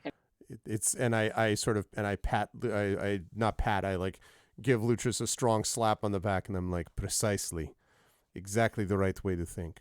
It's about bait for these, but before we deal with bait, Gensia may also be thinking about something else. You're worried about evidence, yes, ways to prove Yes. that Sapphire did this, and that we're not going to find here. But if we get the leader of this house, the leader of the eels up to us, presumably we could find out from him where the magic is, who his contact was, and those sorts of things, which might be easier, especially if we don't want to be seen as, how did you put it, going low, Lutrus, down in with the eels? So we bait him out. Swimming in the muck. We bait him out. And the eels, more than anything else, want what all of them want. That is more status, more opportunity to move up the ranks, yes? So what happens if a wriggling eel sees a beautiful and scrumptious piece of food that they cannot resist eating? It would be easy for an eel to wriggle up into the light, especially if it was something that couldn't be gotten any other way. We hold another party, my friends, but this time we do it on our terms. Yes. Okay. Fair enough. That sounds like a deception plan to me. That you're deceiving. This is the part where I'm like, now you figure that out because I don't know deceive. So I just know about killing things. I just say cool shit and then walk away. Like that's what I know just- about stabbing things. I don't know about arranging parties. Meanwhile, Okay, so now we all have to be project managers while the boss is like, I'm going to go get the snack. I So the great thing- No, I think I know how to hold a party. I just want to make sure Yeah. that my deception knowledge is not going to be, right. Mhm. So it's the how are you deceiving them? You are presenting them with a credible target yeah. Mhm. to succeed the second time when they failed the first. Mhm. But the way that we would do this, though, I think, is we present this to them as if we basically are like, we make it clear that there was a security breach. And we are so pissed off at it that we have created the impregnable security situation that we basically tell them there is no way people are going to break through this security and bring it on, that type of thing. Like we basically just put the word out that this is something, like it worked and we're so angry that they're not going to be able to get in again. And to prove it, we are going to insert incredibly valuable something or other that the eels might want here. The wizard. In the center The of our wizard. house. The Yeah. art crafter who's going to drain everything. Like, he's the guest of honor. He sits at the head of the table, maybe, because we're so sure nobody can get in this time. Double or nothing. Yeah, Yeah. basically. Double or nothing. Except Yeah. that, right, exactly. Except it's not going to be Tish who's going to be there. It's going to Exactly. be. It's going to be. I'm thinking of who could it be that could use a charm to resemble Tish. And I just sort of look slowly over at Gensia, and I'm like, "Do you know anyone, Gensia?" He's so subtle. So No, I'm not. That's that. It's not at in- all. in Fortune of the Dark games, we're encouraged to make the planning segment as short as possible. Okay. And so what I'm going to do is I'm going to ask, do you feel comfortable? Is there a consensus on the approach? And if so, what is your detail? And if those are true, we can just build an engagement roll it and go to break. And then that will give me, 5 minutes to think how to do this, because they do double or nothing by hosting another party was not on my prep list, because this is how these games work. Sorry. It's fine. I love it, actually. Yeah, this is what Blaze is made for. It's This is- it's, well, it's tap and look at dancing on a Barracuda. steel high rope. Look at Barracuda. He thinks, this is my chance at legitimacy. Those people in the great houses, they think they're all better than us. They want to drain our neighborhood. They want to gentrify it. Well, now here's my chance to go show them what's for. Yep. He won't be able to resist. He's not like the old man. He's not like the old man. The old man would have just sat there like a trapdoor spider. Okay. So yeah. So we Party appealed time. to Barracuda's desire for cred and his sense of pride, basically, right? Yeah, basically his ego. So So to qualify, the method for the deception plan in this instance would be the party, yes? yep, that's what it sounds like to me, unless you want to do something else. No, yeah, that works for me. All Okay. of the other specifics we will get to when the party starts, because I already know that there's one thing. Can I acquire an asset when it's not downtime? Yes, you just flashback, and Okay, you need to cool. spend influence to do so, Hey, how much influence do we have? unless you have a move that lets you do it for free. I don't know that you spent any influence because, well, Did we 'Cause have all- any influence to spend? all of your faction relationships are +2 and -2. That makes me think that you spent at least some of that influence. But Yeah. I'm going to say that you gained 1 influence for the half job previously, so that you Okay. can spend that. Okay. But first, let's do the engagement roll. Mm-hmm. Okay. So start with 1 die, because Mhm. there's always luck. Do you think this errand is particularly bold or daring? I think so. Yes. Is it overly complex or contingent on too many factors? Not really. It's just another party. Yeah. All I it don't- The needs same is more size party. guards. It'll be a smaller party. Right. Yeah. Does the A plan smaller party with more guards, but yes. Yeah, with more guards. does this leverage your strengths of force or supply? I mean, It- well, It doesn't Is it- leverage force because the force doesn't come into play until after the intrigue has. Right, So, right. Is it- unfortunately not. I don't think Is so. it supply because you have the supply to put on a party? it's supply because of what we because we're basically just essentially doing a redo, right? Like we're not putting treasure up there, so we're just the nice delicious treasure is Trisk, like is the right. So then it's not a supply for that. It might be supply to be able to make it believable because we're actually not going to be inviting every house in the city and everything else, but we might hire enough people that make it appear credible that that's exactly what we did, right? Okay. So I don't know yeah. whether Oh my that's God, supply are or we- not. Are we hiring actors? This is gonna end badly. Yeah, we have the thing. Oh, do You- we? Wait a you minute. do We're have friends your- with. We have that We're faction. friends with the actors. Yeah, see, this is why you Awesome. this is why you Oh, befriend that's actors. And you have This is why your you. This is the only reason. The you only befriend reason. actors. You your befriend actors. specialist, your specialist courtier. Yeah, it's as Martin well. Landau in Yeah. Mission Impossible with the actor guy. Like that's So- what you do. Yeah, yeah. Mhm. 3 dice there. Can any of your friends or contacts provide aid or insight? So if you're going to a friendly faction for assistance, that would certainly count. Okay, so I'm Uh-oh. apparently still friends with a vicious thug. Let's not invite Lucky. And we're not inviting my jilted, horrible ex-lover, Ren. So, sorry, I can't help here. Seems unfortunate. That seems unfortunate. I mean, let's see. Actually, I think I have a childhood rival, but I don't know that I had one that I was positive with yet on mine. So are you talking about beyond the faction specifically? Is it the Myriad Pens, right?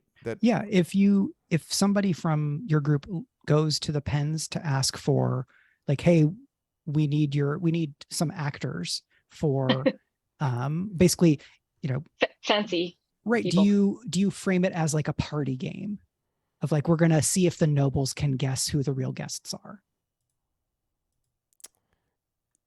Or Yeah. Um, you just tell them the truth? They're actors. They won't cost very much. I noticed we also have +2 for the Academy of Valor. Would any of the university people be useful here?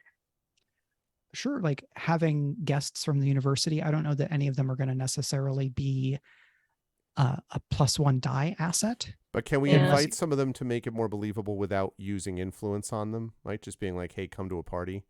Yeah. You know what I I mean? think that's fine. Okay. So you can They're get like grad +1. students and stuff. They're like, yeah, Yeah. what Yeah. did you say? Free Just food? Exactly. So that gets you to 4.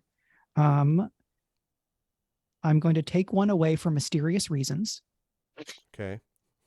Okay. and that leaves you with 3 dice. Which is that which is that Petros is actually Barracuda. Like, So one of the reasons I might take a Slippery die little- away Yeah. is, are your enemies or rivals interfering in this operation? Well, Okay, fair. Theoretically. well, I mean, if they do, it'll give us even more information.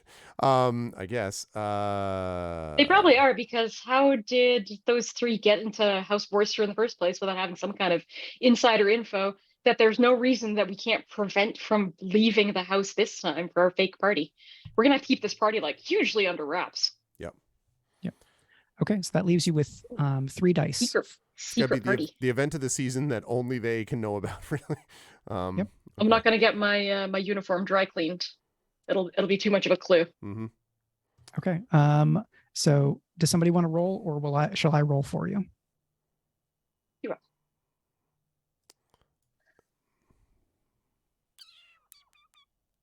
Somebody is going to say yes in 3, 2, Okay. Do it. 1. Okay. You got a 6. Hell yeah. Let's go. So you're going to Lord. start in a controlled position, which I think will be very interesting. And I am going to say that we should take our break now. 1, because it's a little bit past due. And 2, that will give me, as I said, a couple extra minutes to come up with an idea. So yeah, we will be back shortly with more of Court of Blades Valloward with another party. Stick with us. Back shortly.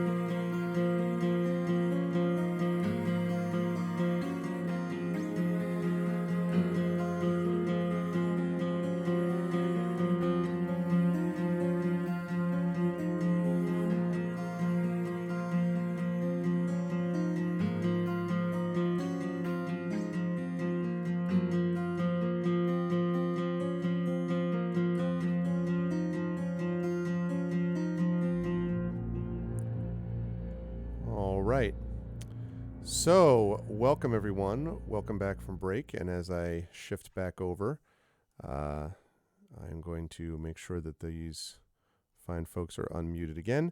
And then I will bring us back over to reveal dun, dun, dun, that we are back. And Mike, over to you. I believe before you had said that you would take this break to figure out how we would inevitably succeed. So I expect that that's what we're going to hear right now. I mean, starting in a controlled situation is really good. And so what I would like to do is I'm going to ask in turn of each of you a detail about how you've laid a trap such that the eels, quite competent criminals who already know some of the layout of your house, are exposed to you such that you're in a controlled position, having laid the trap so well. And so does anybody have an idea of some element that the cinematic camera of our story hones in on as we kind of return from act break, some element of the trap that you've laid? Okay, well, being a couth, I've been quietly around the docks, inquiring about extra security measures, possibly purchasing some, kind of as red herrings. And also, while I do it, spreading, some hints about the party to people that might pass on hints to other people who like hints, and also passing on some false information to see who passes it on to who. And maybe that way we can figure out what the leak is in our house. Cool. Very good. Brandon. So one of the things that I really, really want to do is,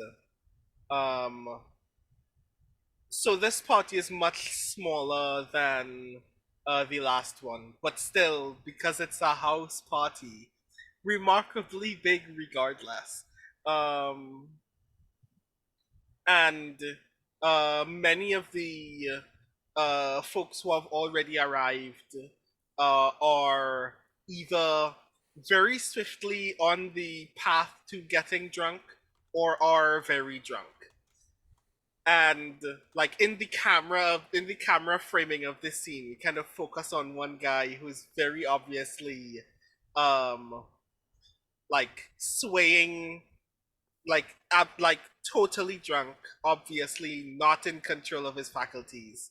And then he very idly turns to the rest of us, just like very surreptitiously gives a thumbs up, and then goes back to being drunk. And that's when you notice that like a good quarter of the people in this room are just guards in disguise. So that that individual that's selling drunkenness, is that your courtier, Alonso? I think Alonso is present, but I don't think that Alonso is any of the people who are presently faking drunkenness. So yeah. Sure. I don't know that we had a name. I gave Alonso the name Alonso Merenzi, which is then in the Dramatis Personae sheet, if you want to reference that. Okay, great. Rhiannon, I'm curious, how does Gensia set your magical wards such that the eels can pierce them using the same like disguise kind of thing, but not in a way that's actually a surprise to you, or some other way of setting them up to feel like they're doing the thing and they can pull the job, when in fact it's all part of the plan? So actually the question is whether the charm to make somebody look like the art crafter, Tishk, yeah. Tishk, thank you, is on her or is on an actor. That could be Alonso, who is a basically a single person who acts as a tier 2 actor alongside you. So in this game, you can have a group that acts on your tier, or you can have an individual that acts on your tier and then like has specific bonuses. So you have an expert courtier who could absolutely play this role. And that's probably safer than asking a civilian or just a member of the guard to play the role. Sure. So cinematically, what I'm thinking is that having given him the charm and having put him on and see that it works when he moves and whatever, she is going to sort of demarcate an area inside. So she's not doing wide wards around the perimeter of the room or of the house. It's an area within the room, maybe with sort of like furniture or a sideboard table, that sort of thing, that she can say, stay within this. And then she works to mark out her words sort of on the floor there, so that the eels can get in and get that far, heading for their target, and then they'll trip those wards. Excellent. And Greg, how has the house guard been arrayed to jump on the eels when you give the command? So the big thing is we need to make sure that the guards have been told the number one, like the number one person to worry about is Barracuda. So I've gotten the best possible description, and I would assume that Petros has given us a pretty good description of Barracuda. Yeah. And so that's the number one concern that I've sort of notified all the guards to be aware of. Since, as we just heard about with the little situation with Zelfa, a lot of the people in the party are actually guards. Basically what I've arrayed them as is a lot of the people at the party are having like little conversations with each other, and like little hors d'oeuvres and stuff taken from trays. All of those people are in little groups, but strategically placed at the door, for example, at the windows, at the back entrances to the kitchen. The chandelier, I would say, has been reoriented so that if someone tries to use it, that it immediately falls and immediately surrounds the people in question. I'm semi-joking. But the windows are positioned so everybody is on the inside. The guards themselves are in pairs of two, although they're all chatting, like there's no visible guards there.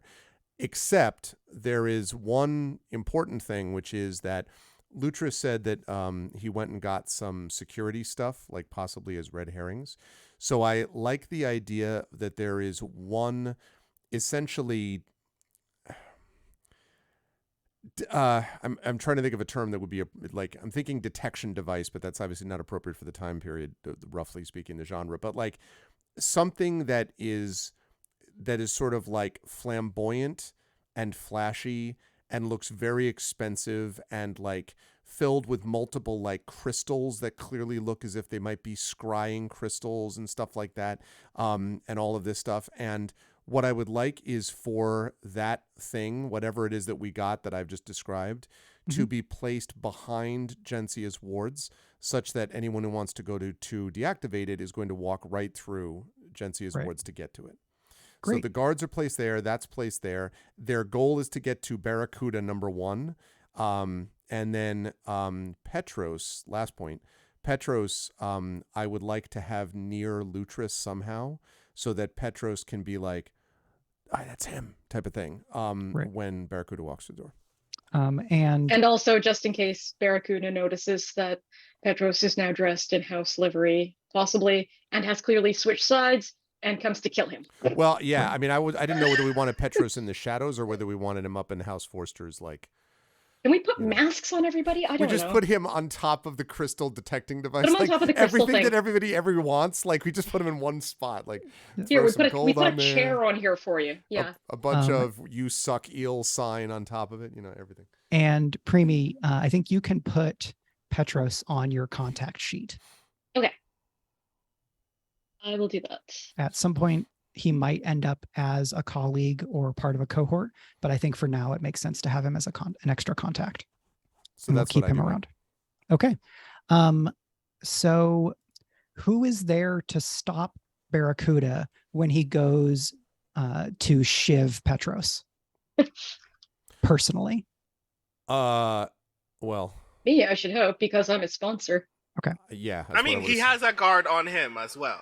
But He probably has several guards on him as well because we're just standing around chatting because we're friendly Right. people. Also, Yeah, if we have 'cause- to face down Barracuda, I will straight up do that if we have to. Like, Thank Yeah, you. because this guy. you can basically put members of your group in the room where you want when this happens because you've gathered enough information. And Barracuda, if no one stops him, will just start killing, but you're in a controlled situation to stop them.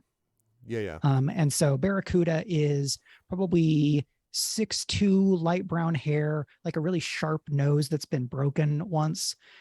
Swimmers build like a lot of the eels, scarred arms from like diving a lot. And I think Petros would have said that Barracuda used to be a sailor. So you have the description. Let's see how long he can hold his breath. Yeah, and I think the magical charm that let him pose as another guard,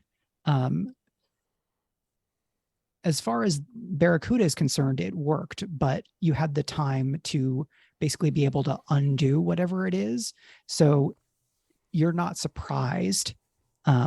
They think they have surprise, but instead, as they walk up to Shiv, Petros, what happens? Ooh, so this is it's on then. Yeah, it's They on. just It's, walk- all right, I was like, Wait, I was wait. like, all right, and scene. You're just like, right. Yeah, like, Let me finish my appetizers. Hang on. yeah, like one, I've like, got like my plate. yeah, it's It's like, it's wait, go time. the pre-show music hasn't ended. Hold on. It's Oh, go time, friends. He just came right in here, huh? Oh, wow. Outstanding. Okay, so he walks up. So I mean, I'm observing. But Lutrus has got the. I don't want to jump in on Lutrus yet. Like, I'm assuming Lutrus is like got it and is going to stop them. Like, when you do that, I'm going to be out. I'm going to be right up on top of the dude within 5 seconds. But you need to tell me when you're good to do that, Lutrus. Yeah. Let's say I'm playing it cool for now because I don't think. I mean, I assume Barracuda came with like an enormous team of his own security. Oh yeah. So There- I'm pretending that he's still in disguise, even though I can tell he's not, and I know exactly what he looks like, and I love it. and you know, he's coming up to us, just another actor, just coming to say hi. Mhm. And he's reaching for his scabbard. I think he's got a knife held underneath a platter that he's holding, posing as a server. Okay, so he's a server. Okay, so he's coming up to us, and I'm like, oh boy, more appetizers. But I know it's him, so I wait until he gets within grabbing range. Mhm. And then I push Petros behind me and I grab him. Okay. So what action are you using here? Good question. And is your intent to disarm, disable? Like, if you Slow him get down everything for a you second because I have given my secret signal to Greg. okay, so Or his name, I can't remember. you're getting in the way and keeping Barracuda from hurting anyone. Is that okay? Yeah. I don't know which one that is. Maneuver I would say maneuver will. or Disembowel. skirmish? Not Disembowel. disembowel, Rude. No. I don't want to We want this disembowel. guy. We want this guy alive. We want his information. We want info. I think skirmish is going to have standard effect. Maneuver is going to have limited effect because Okay. Barracuda is basically turning on a dime from everything's fine to murder. And Yeah. you're interposing Which he yourself does. in that moment. Because he's a barracuda. That's what they do. Ooh, Barracuda. In this- So skirmish. yeah, I think you'll have greater effect with skirmish. So you would be at controlled, limited with maneuver, controlled, standard with skirmish. Do you want me assisting on this, or do you want me to follow up after you do this? 'Cause I- Follow up, I think, Okay. because he won't be expecting you. You'll come up from behind him. Okay. Mhm. All right. I think. Okay, it. so I just clicked on maneuver, sorry, on skirmish, and I put position controlled. Yes. So Okay, if so it looks right now like you have 0 in skirmish. I do. Do you want to push yourself or ask for a lady's favor for an extra die? I would like to push myself. Okay. So mark 2 stress. Okay, because I'm not very stressed at the moment, but it's a party, so I'm kind of stressed again. Okay, skirmish, controlled. Do I just hit submit? You got the plus yeah, 1d, if that's right. if you're pushing, and are you getting an assist? No, I guess not for this one. Okay. Not for this one. All right. This is unfortunate because I feel like if I fail, he just stabs Pedro. Well, I think on a controlled consequence level, a controlled consequence is not going to straight up kill somebody. But what it might do is you might start losing control of the situation. Okay. Submit. Effect. Standard. Yes. Okay. Submit. Bonus dice. 1. Actually, let's pause for a moment. Yeah. Do you have any gear that would give you a bonus here? So let's scroll down on your gear. You have wrecking tools. You have something destructive. Something destructive is incredibly vague. Yeah, you get to fill in what that is, what something destructive would be. You could have a lucky break. That is the special permission for a Kuth. What lucky break do you think would make it easier to accomplish this? His tray slides backwards and into his face as he goes for his knife. Okay. Because he's used to murder. Right. He's actually not used to serving. Right. It's not actually easy to do the like hold a full plate thing. Yeah. Yeah. Okay. So it goes the wrong way. Do you want a bonus die from that or more effect? I don't know. What should I do? I'd take the bonus die. You want to make sure that you want to make sure you don't fail on this, I would say. Yeah, bonus die.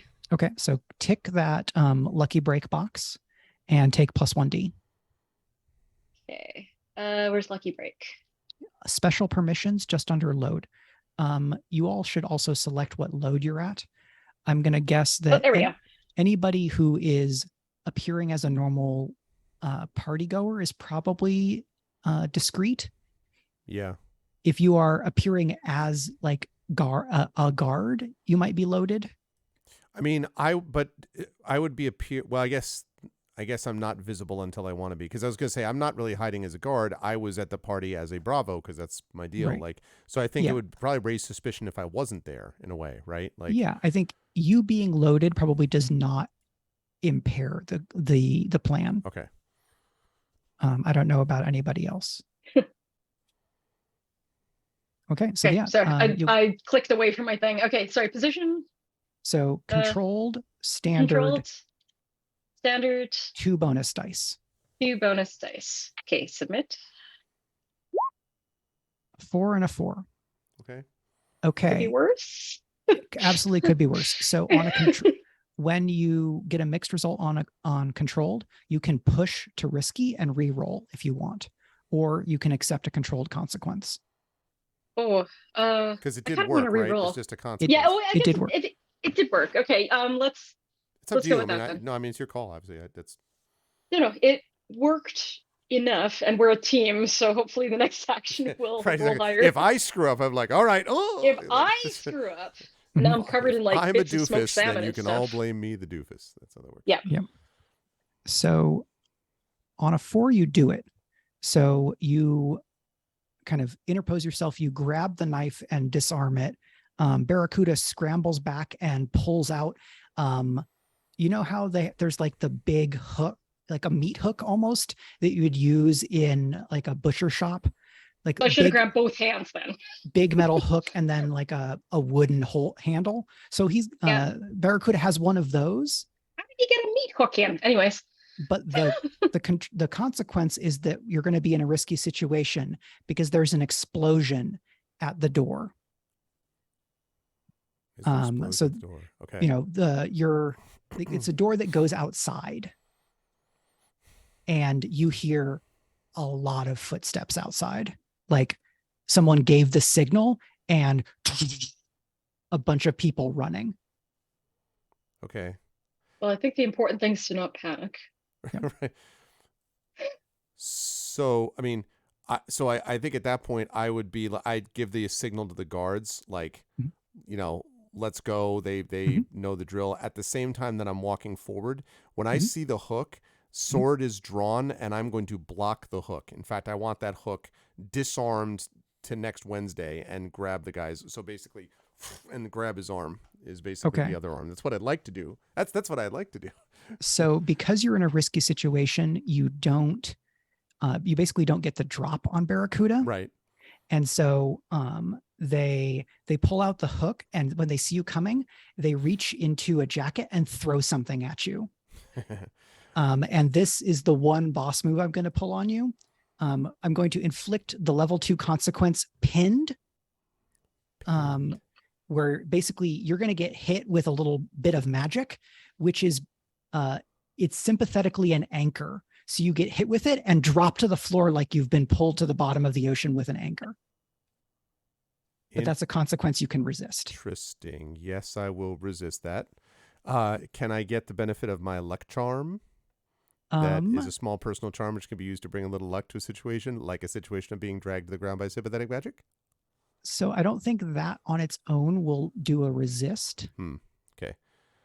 But I think your special armor could probably do a resist. Resist a complication. Well, it's related to physical obstacles, though. It is physically weighing you down. Okay, well then I'll resist that. Yes. Yeah, because I think maybe the way you resist it is it just doesn't hit you. Okay, so all right. Do I have to? But to use that, I have to take stress, right? So if you're using special armor, which I am, I'll use that. You would go on the left side of your character sheet, scroll down to armor uses, and just tick the diamond that says special. Okay, it seems appropriate. It's like the right time to do that. Okay. Yeah. So they throw this charm at you, which is just like a carved stone anchor but the stone is like, it's got like glittering elements in it, and it's like Jency, you can tell it's clearly enchanted. Okay. And it what does it look like as you get out of the way and engage them kind of blade to blade? I'll tell you exactly what it is. I'd like to bring everyone to that moment in the Fellowship of the Ring where the orc throws the knife at Aragorn when he's fighting it off. And Aragorn, actually, this was done in reality. Viggo Mortensen actually did this stunt for real. He hits that knife in the next week. So that's basically what I do, because I had my sword out as I was going. So I just sting, that thing slams up against the wall. And I'd like to think that I do that in such a way that I bring it down, flourish the swords, like sting, spin the sword, and then again, like basically take his hook, because I'd like to think he's like, oh snap, no he did, and then I get to the hook. That's what I'd like to do in my fantasy world of land. Very cool. Yeah, I think that's too cool for me to rain on your parade by saying that the hook just drops your sword to the ground. So I think we realize in this moment is that what it works on is people. And so you swat it out of the air, it hits the wall and sinks to the ground like it's 100-pound weight, and like cracks a tile, but that really doesn't matter. Okay. And now you can roll whatever you want to roll. I try to act like that was all part of the plan, and I was not at all concerned. Like there was no problem. I expected it to be 100-pound weight, and was like, oh yeah, sure. Well, I'm assuming skirmish here, right? I mean, skirmish will give you the greatest effect here, based on what you've said. Okay. Entangle a target in combat. That seems like likely. Are you using one of your fine weapons here? So I have listed here. Oh, this is gear. Okay. So I have a badge of honor. So I'm sorry, the italicized ones are the ones that I do have or don't have, or do I have most of this stuff? So you can have anything that's on that list. If it's italicized, it does not count against your load because it is either tiny or intangible. So as a Bravo, what is a Dreadblade? A Dreadblade is for killing MFers. It could be a greatsword. It could be a this is not a dueling blade. This is a martial blade. All right. I'll take the courtly blade, but I'm as a Bravo, I'm not like, haha, varlet. Like I'm not trying to Errol Flynn my way out of this. This is, I would like to have a blade with medium agility. Right. A dueling blade can still kill people. No, I know. A dread, I think, if it was Dreadblade, we would focus on, oh, this is a scary weapon, versus a courtly blade is more the kind of what a Bravo would be expected to wield, or to be basically wearing at a party. I would bring a Dreadblade if I were going into actual like time to go to war. All right. Yes. Right. So I would have in that case it would be I will click off a fine courtly blade. Okay.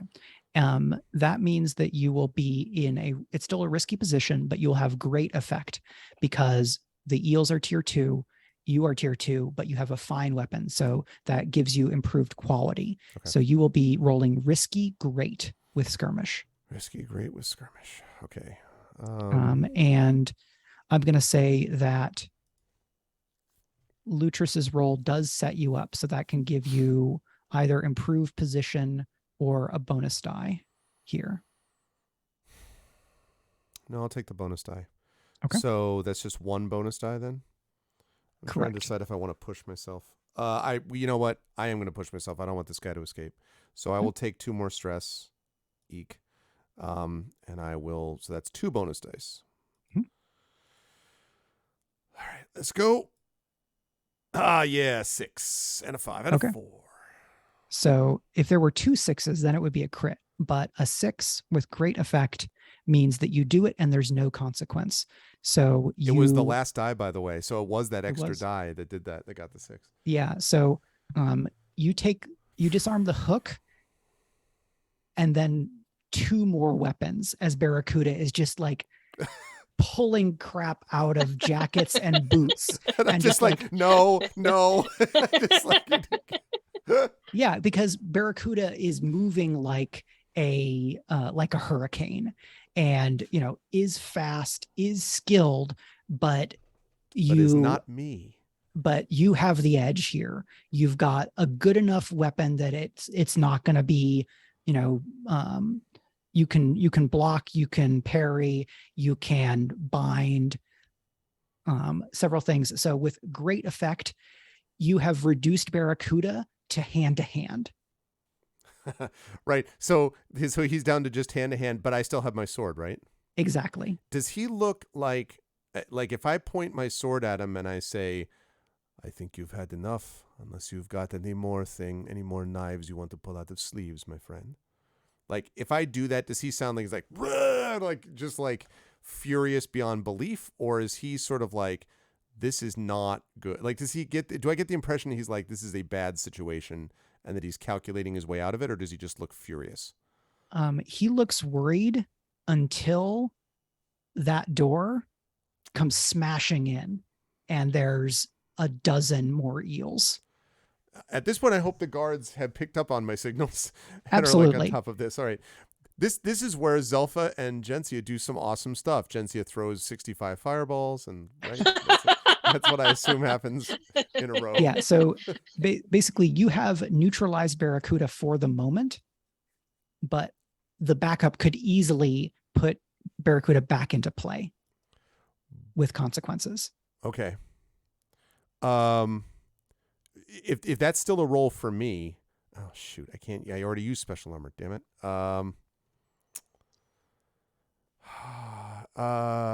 Well, is this still so are we still dealing with the battle between me and him individually, or is there other people you want to jump to? I'm cool either way. I just want to know. I think you've got Barracuda where you want them for the moment. Okay. And attention shifts to people bursting in. Okay. Someone could be, because you all made a plan with the guard, if somebody wanted to make a roll and include the guard, whether that is like commanding them to do something or using them as part of your scale to try to do something where it's like, I want to do X and I have all of the guards helping me. So if you wanted to do a group skirmish against the eels, you could include them in your scale, because if one person tried to fight 12 people, you would be in a bad place. I could make that roll. Yeah, what does that look like? I mean, I think the conversation that we would have had with the guards beforehand would have simply been, you're responsible to act at any immediate point of conflict, but in other circumstances, just like respond to whoever you see is immediately in potential threat. So I think that a lot of the guards are already waiting around Barracuda because they already knew that that was going to be a point of conflict for Petros. And mostly backed off when they saw, hey, okay, this guy already knows what he's doing. We don't need to help him fight Barracuda. This is going fine by itself. Let's leave him to do his Inigo Montoya thing. And then the door blew up, and then everybody already started focusing their attention towards anyone in the building that they did not know already. Yep. And everybody was kung fu fighting at that point. Yeah, so a cluster of people that were already around Petros and some other people who were already positioned as close to the door as possible just kind of diverted their attention to the door immediately. And then there are more guards who were milling about to the other end of the ballroom that are now like making their way through the crowd. Like the only real distraction for them now is all of the other people, of the civilians who are attempting to leave. But those guards are now moving up in order to also flank the rest of the deals. Okay, so is Zelfa coordinating this? No, but Zelfa is attacking as well. Not like joining in close quarters combat, but throwing knives from the nearest front edge of the crowd of eels. So I had an idea for a magic thing. Yeah. Would Gensia be able to coordinate the guards to arrive after she implements her magic? Yes. So she doesn't hit them. So maybe she could sort of handle the guard coordination. Okay, sure. What was your plan and how do you execute it? So the magic system, I don't know if this is something that's too overpowered or whatever, but what I was thinking of having in mind was that the ward was something like laid out on the ground that she would trigger, but instead she sort of triggers it and picks it up. And so it's sort of like a living like rope of power. And so then she would try to get a big group of the eels and like throw it at their feet. And so it would be some kind of like entanglement trip. I think it would be too strong to like freeze all of them, but like basically like try to hit a whole bunch at once with a sort of like the rope going all around them. And she'd want to do that before the guards arrive. So do you think that would count as a vulgar display of power? I mean, sure. Which is your special permission. Okay. Yeah. So you can tick that, and I think it will give you extra effect here, where you would be able to you can increase the scale on which you're activating. So instead of getting 1 or 2, you could get a half dozen. You could basically cut their numbers in half if you succeed on this. I think this is still a risky situation, but you are going to have great effect using this thing.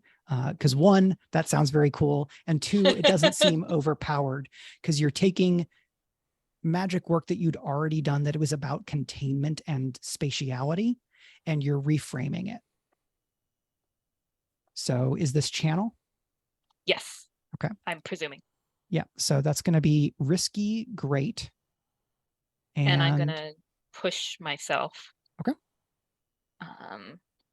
So that's risky, great with 1 bonus die. Brandon, have you used up your free assists?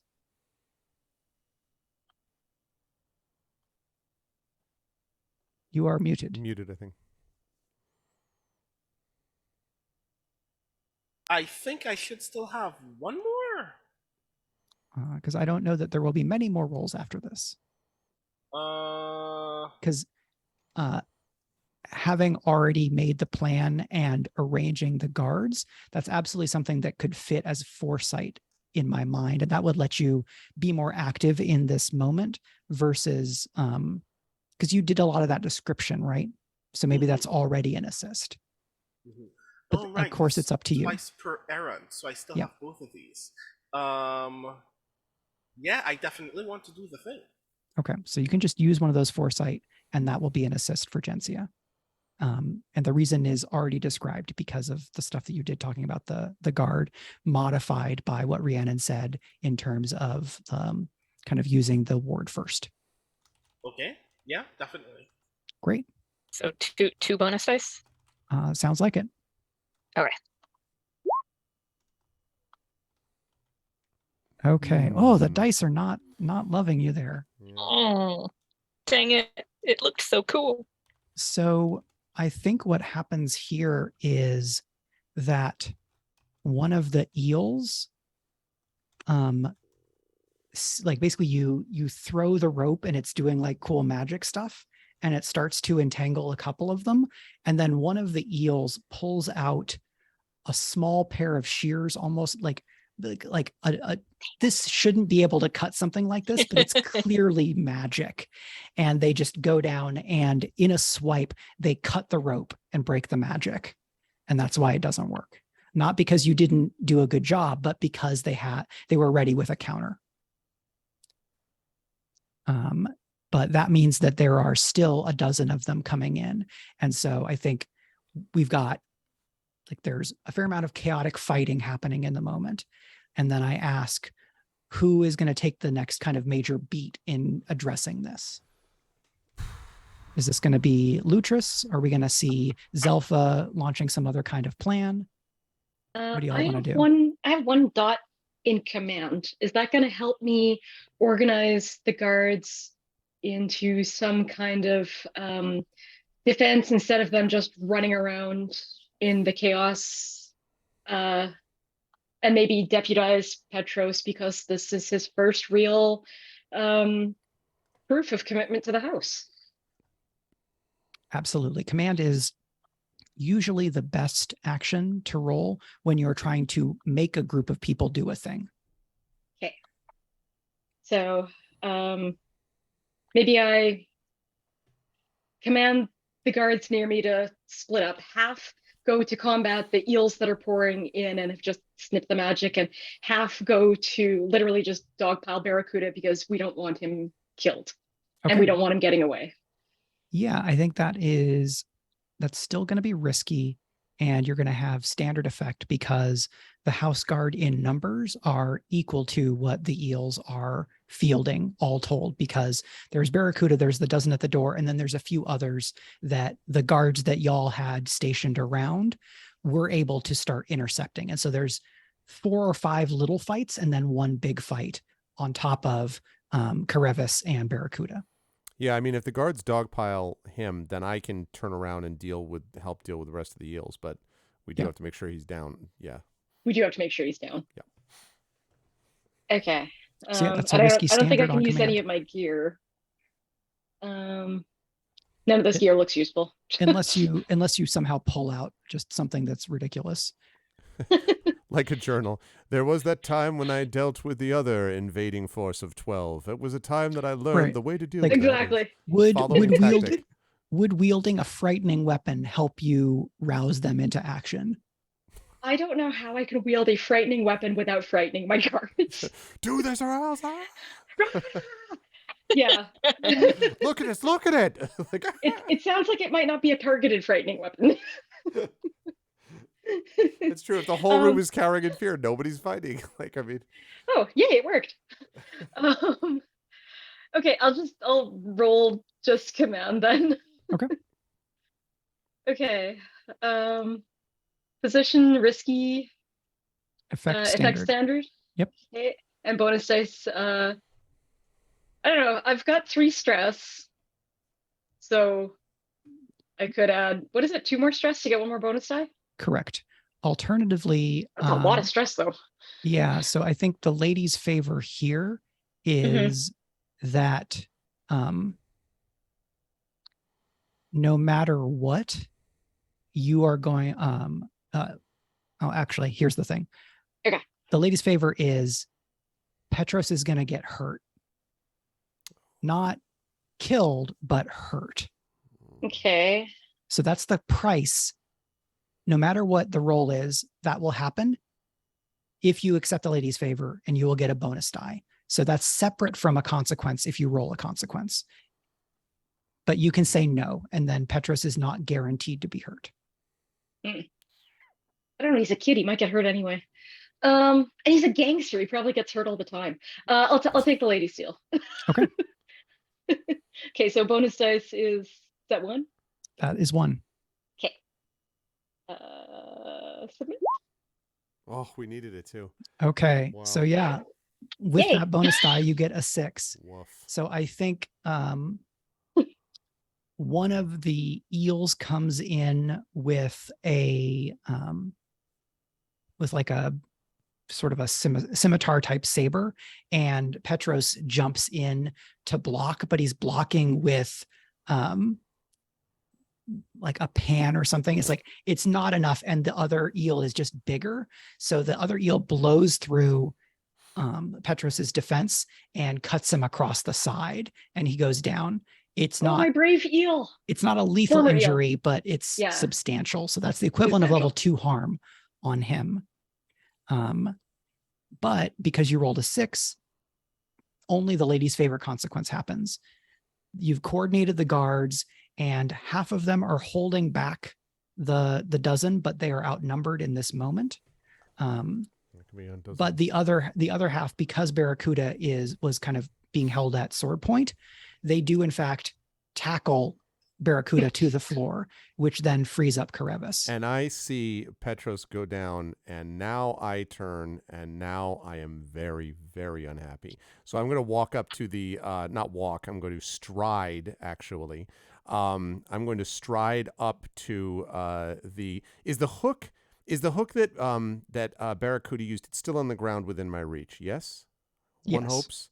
I am going to walk up. I'm going to pick up the hook next to me. And as I walk up to my guards, the guards who are like fighting, bravely, powerfully, but are outnumbered, I am going to freaking hook one guy and sword swipe the other. We are going to cut down this thing. This disadvantage is going to not be a disadvantage for much longer if everything goes well. So clearly that's a skirmish.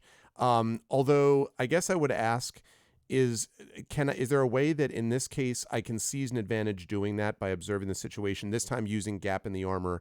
Because I can use that over and over again, right? Like that's my special ability, theoretically. So You would need to push yourself when you do the survey, but as a survey that sets yourself up, you would normally, when you do a setup action, you would get either +1d or +1 effect or improved position. When you do this, you get both +1d and +1 effect. I think I'm going to do this because even though that puts me to 6 stress, which is a lot, I'm very pissed off that I just saw Petros get hurt. So and also they did that and put Lutrus at risk, which also is no bueno. So I am going to go, yeah. So I'm going to go up. So I will push myself to do that. So 6 stress, about running out of stress, y'all. Okay. And I'm going to survey, I guess, using gap in the armor, if I can do that. Yes. So this will also be risky standard because you are taking a moment, even if just a moment, to evaluate before fighting while the fighting is already happening. So there's risk there for sure. Okay. But you'll get standard effect, which is all you need to get both of those bonuses on your next roll. Okay. All right. So I don't have any or do I have any bonus dice? I guess not. You have to push yourself. So yes, you can have a bonus die. Oh, okay. So I do. You get both effects without having to use another one. Okay, right. Correct. One push, two effects, 2 bonuses. Okay, so wait, I'm sorry. What? 2 bonus dice? Sorry, you get the special move and you get the normal push bonus. Right. Okay. Actually, it says to the next roll. So. No, but you get the normal push bonus. Right. Because it says when you push yourself. Okay, gotcha. Yeah. Okay, so but I still do have just the 1 bonus die then. Correct. Right. Okay. Okay. After I did all that, I really hope that all works. Should be a 3-die risky standard survey roll. Let's go. Yeah. 416. Yep. So the eels are used to fighting individually. They're not as good fighting all in a group.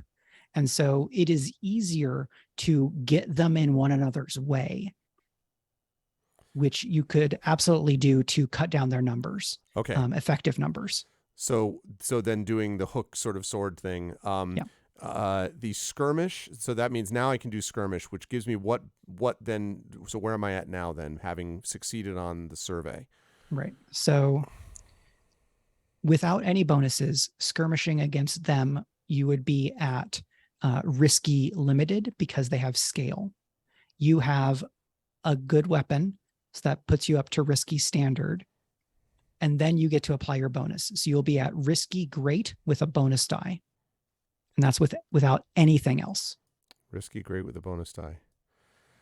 Well, okay. So I like the sound of all that. However, since this is an important roll, I don't really know. I mean, I guess I could look at gear.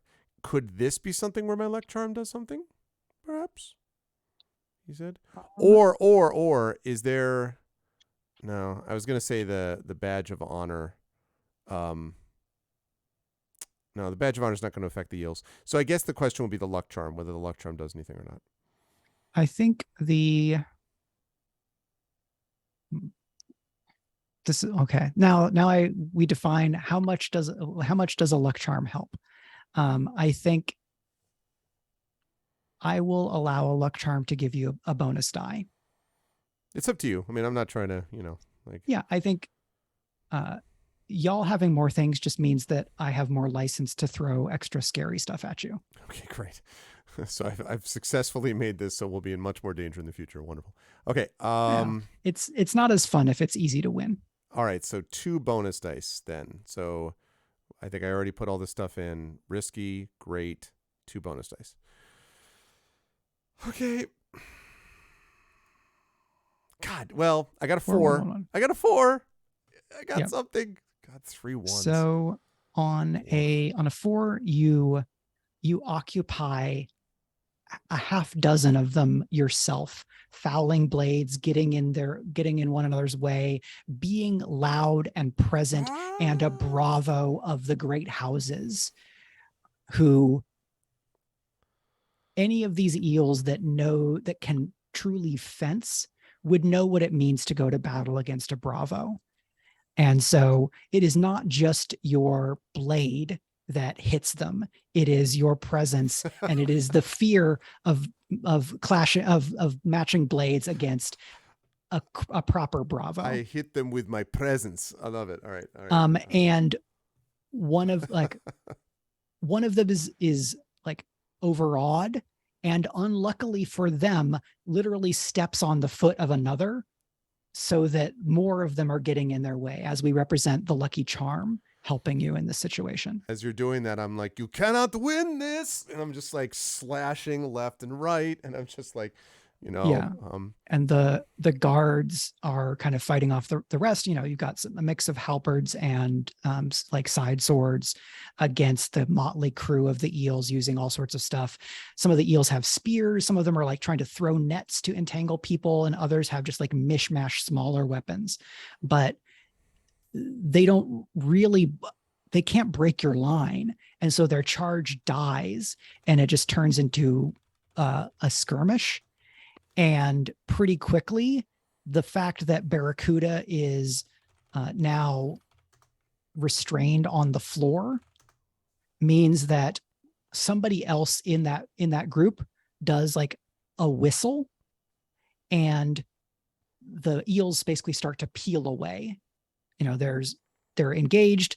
They flex back a little, a few pull away, and then a big one basically tries to do what Karevis did, but not as skillfully, and hold y'all off.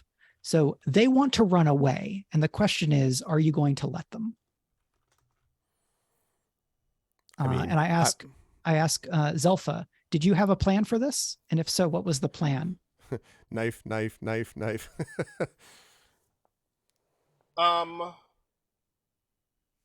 think the plan was very much that there was still enough of a conspicuous amount of guards in the outer area that at any one entrance it would still be possible for them to form a barricade in the event that they need to keep anybody out, and we're just going to use that to keep them in instead. Also, Mike, there's a question from chat as to whether they can use inspirations during Court of Blades. I'll throw that to you. I am fine for that. I think previously in Forged games, I've allowed an inspiration to give both +1d and +1 effect. Okay. So if whoever is using that inspiration feels like that's enough. It's not quite the same as advantage in a d20, but mechanically it's probably about as good if we believe that advantage is effectively equivalent to a +2 on a d20 roll. Okay. So then, yeah, Wispy, if you want to do that, you can hold on until the moment that Zelfa or whoever, is doing some cool Make a thing, roll. and then you can do that. So if Zelfa is going to do a roll for everything that's just been described, then the Wispy could definitely inspire if you wish to do that. But I don't know if Zelfa wants to do that or not. Like, that's... Because, I mean, I do think I want to... I have no physical skills, but I do want to engage directly in this attempt to flee. Yeah, I mean, I think we want as few as possible to get away, but although it would be great is to let just one of them get out. That would be nice. One messenger, right? But I mean, who does that messenger speak to? Barracuda is here. They speak to Barracuda's lieutenant, Lamprey. I don't know, like whoever the Manta Ray, like whoever the backup is. So, Brandon, I would say, I think you could probably pull off something like this. I could see a way that it could be tinker. I could see a way that it could be study, in terms of like studying the grounds and where you might be able to put people most effectively. I could see channel, in terms of, you are Dialta and Ardcraft is of this land that is your people's home. So a few different options there, if any of those sound appealing to you, or inspire something else. I think that had come to mind earlier, and you can veto this if this is too OP, I guess. That I would just use sway to just in this moment, just kind of like inspire the remaining gods in this moment to like charge further, like to essentially remind them that at this point we have the upper hand, and all we just need to do is continue forcing the issue, and we could take all of these eels with us back to our cells downstairs. I think you might have better effect using sway on the eels. Oh ho! As in to talk them down, to let them know that they have already failed. I was considering that as well. I imagine that the eels would be very unimpressed by that. But yeah, I would like to do that as well. You won't wriggle out of this one. they might. The impressing part might be the halberds, which then leaves them vulnerable to a sway. Mm-hmm. Fair. Well, I will do that then. I think that sounds fun. And I think you are going to be in, it's still risky because you're trying to be in the scene, but you are going to have great effect because your people have already captured their leader. Okay. And seemingly everything in their plan has gone wrong.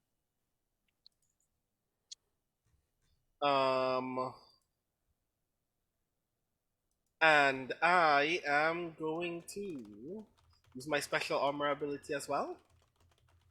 So wait, no, I don't need this. Yeah, because it's a resist. Right? Yeah. So yes, that means that I'm gonna push myself for an extra die instead. Okay.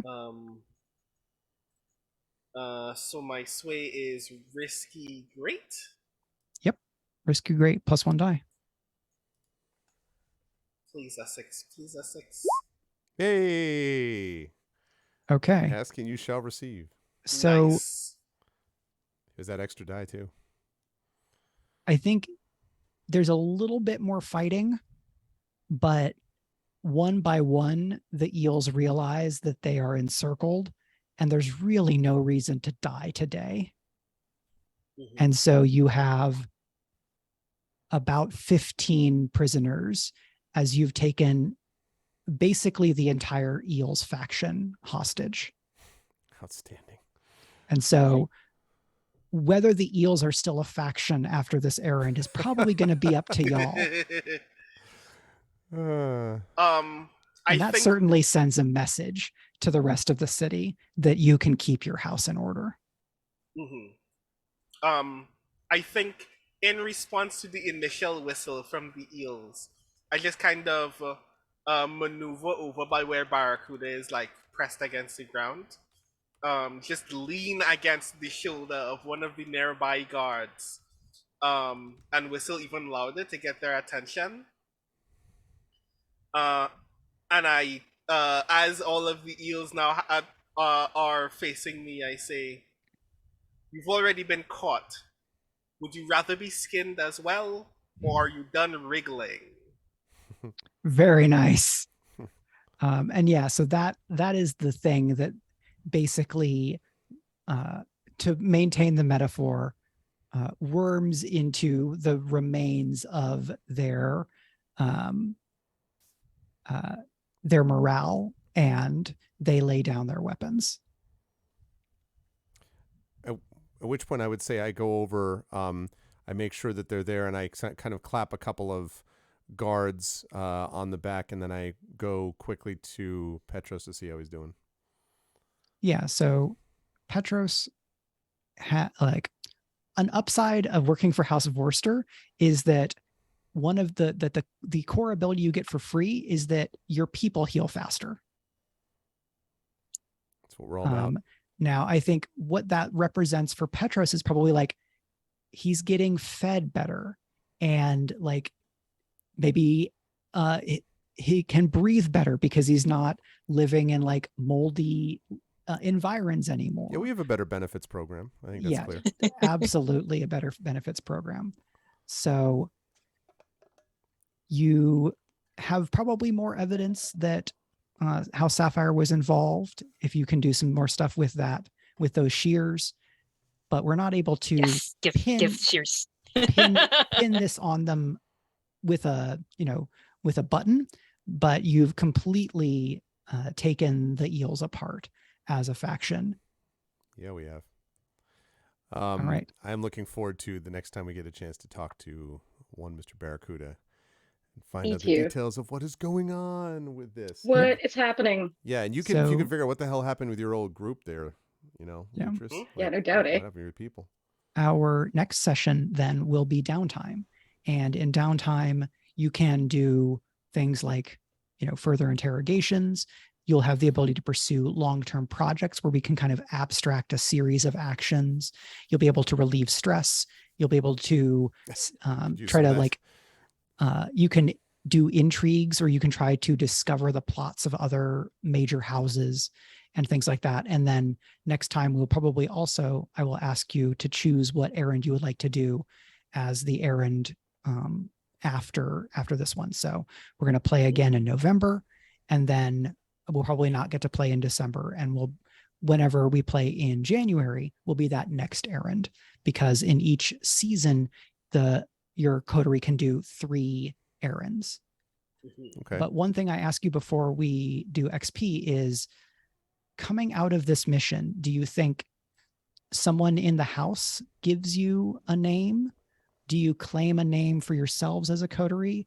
And either way, what name do you think that is? I have a proposition. Forgot about the name thing. The Messengers, because we just sent one.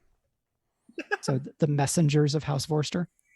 That's so much better than the eel mongers. Yeah, let's go with the Messengers. Do it. Okay. Yeah. So Nice. I'm going to go to your sheet, and I'm going to put the Messengers. Message for you, sir. Cool. That works beautifully. And now I think we can quickly do XP and then sign off for the night. Sounds like a plan. Are we going to do XP for this and the previous, Mike, or like? I think just for today. Okay, that's cool. To make it a little bit easier. So XP in Court of Blades is a little bit different, a little bit streamlined compared to other Forged in the Dark games. Rather than a given prompt potentially give you 1 or 2 XP, any given prompt can only give you 1 XP. So it's a yes or no question. Okay. We should probably do the house sheet first. So I'm going to ask questions, and you as the players are going to tell me yes or no. Okay. And this is really up to you. Okay. So you overcame an obstacle with honor or tradition? I mean, well, We definitely overcame an obstacle. I'm trying to think about the honor Yeah, part of it. with honor. I don't know about the honor. We did some lying. With tradition, though, because I mean, Tradition, though.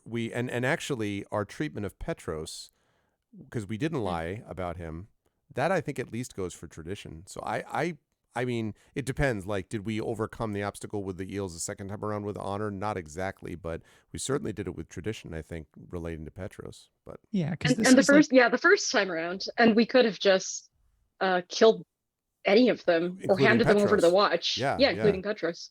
okay. Yeah. So that's one. You contended with challenges above your current station. Yes, because there was some tier 3 stuff in there. with House Sapphire or whatever. Yep. Yeah. You boosted your coterie's reputation or developed a new one. I think Y'all we did. have Have a not- name now. You have not I think we picked a may have. reputation. So what reputation do you think you start earning from this errand? Options Gangbusters. include ambitious, brutal, daring, honorable, subtle, arcane, loyal, reliable, uncouth, respectable, or dangerous. Dangerous. We are dangerous. Sorry, Brad. I like daring, I thought if about only too. because we Yeah. decided we were going to get the leg up on our enemies by throwing a party. So excited that worked. Right. You you did the thing that a fencer will sometimes do of, I'm going to create an opening. And if you don't take that opening, you've missed out. But I know that you know that this is an opening. Mhm. Yeah. So that's 3. And the last one is you have 5 because you have the special ability, did we protect Valloward or her interests, which we'll get to in a moment. You expressed the goals, drives, inner conflict, or essential nature of the coterie. What do you think this session expresses for any of those? I mean, we don't let things stand. Security was breached. House Vorster's honor was brought into question, and that did not end that way. No, right? Like so to me, I think clearly we sent the message that we will not back down, nor will we allow this stuff to stand. Like, I imagine anyone looking on the outside is like, holy crap, I can't believe they did that. Also, that worked. And now there's like no eels. Like, right. I imagine people are like, that's pretty good work for a Saturday. Can you believe that small major house threw a party the other night and just deleted the eels? Right. Are we sure they're tier 2? Because they sure looked more than tier 2. So, and then the last one is, did we protect Valloward or her interests? I'm not sure I know enough to know about that. Yeah, I don't think that action is deeply invested in the rest of Valloward's interest for us. At least not in a way that we can immediately predict yet. So I don't think that it would be fair for us to say yes. Yeah, like there's still a lot of organized crime on this island.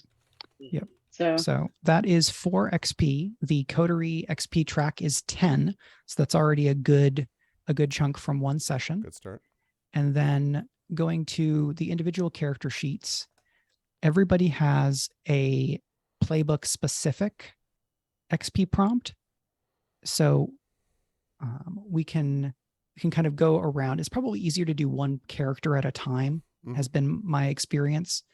So if someone has their XP triggers up and ready, we can run through those real quick. Okay. If I can start with Crevice. Okay. You addressed a challenge with violence. I'd say that's a yes. Yeah. Did you address a separate challenge with panache? I mean, I think, well, yes, because I think, well, I don't know about panache. I mean, like, I think the interrogation with Petros was handled with empathy and with a little bit, I don't know. I mean, I also... Was it panache when you did cool teacher chair? I mean, listen, I think the fact that I flipped it around and that I had the presence of mind in a flashback to have prepared the badass awesome chair, as chat told me I did, I think proves that. Therefore, I think there was panache at least at some point during that interrogation. Yeah, that works for me. Would be my thought. You expressed your beliefs, drives, heritage, or background. 100%. Which of those do you want to highlight? I would say 100% my beliefs. on two levels. Number one, the idea that as I just said, like House Vorster does not allow this thing to stand. This will not be allowed. But also that you don't strike down a defenseless enemy when we appeal to his family. Like I said, I don't lie, and I don't. Like I didn't lie to him. I was like, if you're in House Vorster, we will not lie to you, and we didn't. And that, I think, is standing up for his heritage, which is why I got so pissed off and why I was willing to be up to 6 stress by the end of this session, because I did not want to, because I was really angry at what they did to Petros, and also I was like, this has to stop now. We cannot let this get any further. So Okay. I think I definitely expressed my beliefs. Did you struggle with issues from your indulgences or scandals? So indulgence is faith. I don't know that I did. Yeah, that one I don't is think hard. that I did here. It's hard to do without a scandal or a scar, but it's something to keep in mind. Maybe if in you see an downtime, because I opportunity. might have been thrown off a little bit by the fact that Petros got hurt. And that Lutrus was put at risk. So I'd have to think about that. But definitely So not at the moment, I think. That was 3? Yeah. Okay, so you can put those in whatever track you want. The skill tracks in this game are 8 instead of 6, and the playbook track is 10 instead of 8, because this is meant to be a slower burn, longer campaign. What I realized I just did was I put 3 up in character XP. What is the character XP versus the other? So the playbook under character XP is to get more special abilities. The other tracks, if you fill the body track, you add 1 to one of the actions in body, and then so on with each of the others. Right, yeah, okay. Right. I think, okay, so I think I would put 2 in body then and 1 in mind. I don't think I need another special ability right now. So Okay. I'd put 2 in body and 1 in mind. All right. So shall we go to Zelfa?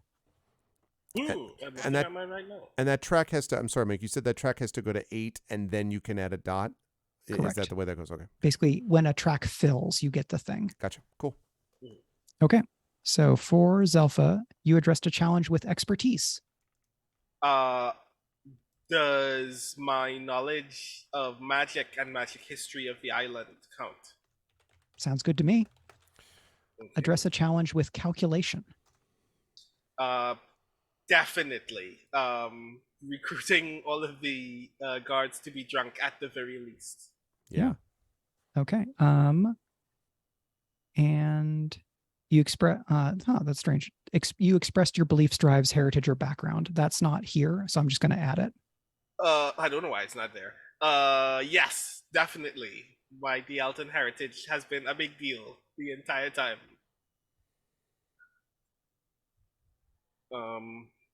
And lastly, you struggled with issues from your indulgences or scandals. No, I don't think so, unfortunately. Okay, so that sounds like 3 as well? Yes. Plus my 2 desperate XP for my 2 desperate actions puts me now at 5 of 10 of my character XP. I go for the extra special abilities. Hey, Mike, Cool. There's a call. Rudno brings up, how many house XP did we get? I believe 4. So we did get 1 for Valloward, because he was also pointing out that, like, we also beat a major criminal faction and figured out a way to help a whole district to rebuild. So, like, that's pretty good for Valloward. And that's fair enough. But I think we already got that covered, that we had addressed Valloward one way or the other. So I think, yeah, right or no? The sunken district is not dredged yet. Right. He meant cleared the way, but I guess it's the removing the eels as a faction. But anyway. Yeah, because earlier y'all had said that you didn't feel like this extended all the way to Valloward. If y'all feel like removing a criminal faction is protecting Valloward and its interests writ large, then yeah. It's just a good point of Rudno bring. Like, we did just wipe out a criminal organization. That's not bad. So maybe that, I don't know. I don't know what everyone else thinks. It's a good call. I think Arudno makes a good point, but I'll defer to the rest of my compatriots here. Yeah, I don't know. To me, that seems like we just kind of did what they, did in like Chicago in like the 30s. Like, you remove one gang wholesale, and all you do is create a power vacuum for everybody else to have a slap fight over it. Yeah. So I don't know that we did make a change, but we did. Yeah, I guess clear the way for that dredging project to occur. But you know, there's many a slip twixt cup and lip. It might never happen. So Yeah. I don't know. Okay, that's fair enough. Okay. I don't know. Cool. So When we get to the sunken district, we will know. Yep. Right. Okay. So is that all good for Zelfa? All right. Who would like to go next? I can go. Okay. So for Lutrus, you addressed a challenge with evasion. I think I did some lying, yes, That's to evasion, get people yeah. to come to the party. Yeah. You addressed a challenge with mayhem. I don't know. Did I? I feel like there wasn't very much mayhem this time, so I'm going to go for no for that one. So something to keep in mind in the future is that your gear also can help point you toward mayhem, and thinking about what some options that what are different forms that some of your gear might take, and how can you use it to cause mayhem, and that will help you get XP. You mean personally? Like if I use my mayhem. frightening weapon. Yeah, there was a lot of mayhem. I mean, we had a lot of mayhem. There was a lot of mayhem. But right, you didn't generate it, you mean? The Kuth needs to wield mayhem or participate Gotcha. in the mayhem specifically. Gotcha. Yeah. So yeah, I think evasion, yes. Mayhem, not really. Okay. You expressed your beliefs, drives, heritage, or background. What of that do you want to highlight? I think my heritage and background, because I don't like to think about climbing up from the muck up into House Vorster, but I did use it this time to try to make a point of connection with Petros and try to convince him that if I could climb, he could climb. Yeah, absolutely. Because I came from the same place. So I think that one counts. Did you struggle with issues from your indulgence or scandals? I don't think so. And my indulgence is gambling. So not this time. Okay. So that looks like 2 to me. Okay. And I think I'll put one in body and one in mind. Cool. Gensia, our knack. So here, Rhiannon, we're scrolling down to the XP triggers section, which is underneath special abilities. And I see 3. Should there be 4, like so everybody else? There's 2 on the first line. If you see that second diamond, those are separate. Yeah, gotcha. Okay. So for each of these, you get to decide whether you get XP. You addressed a challenge with arcane knowledge.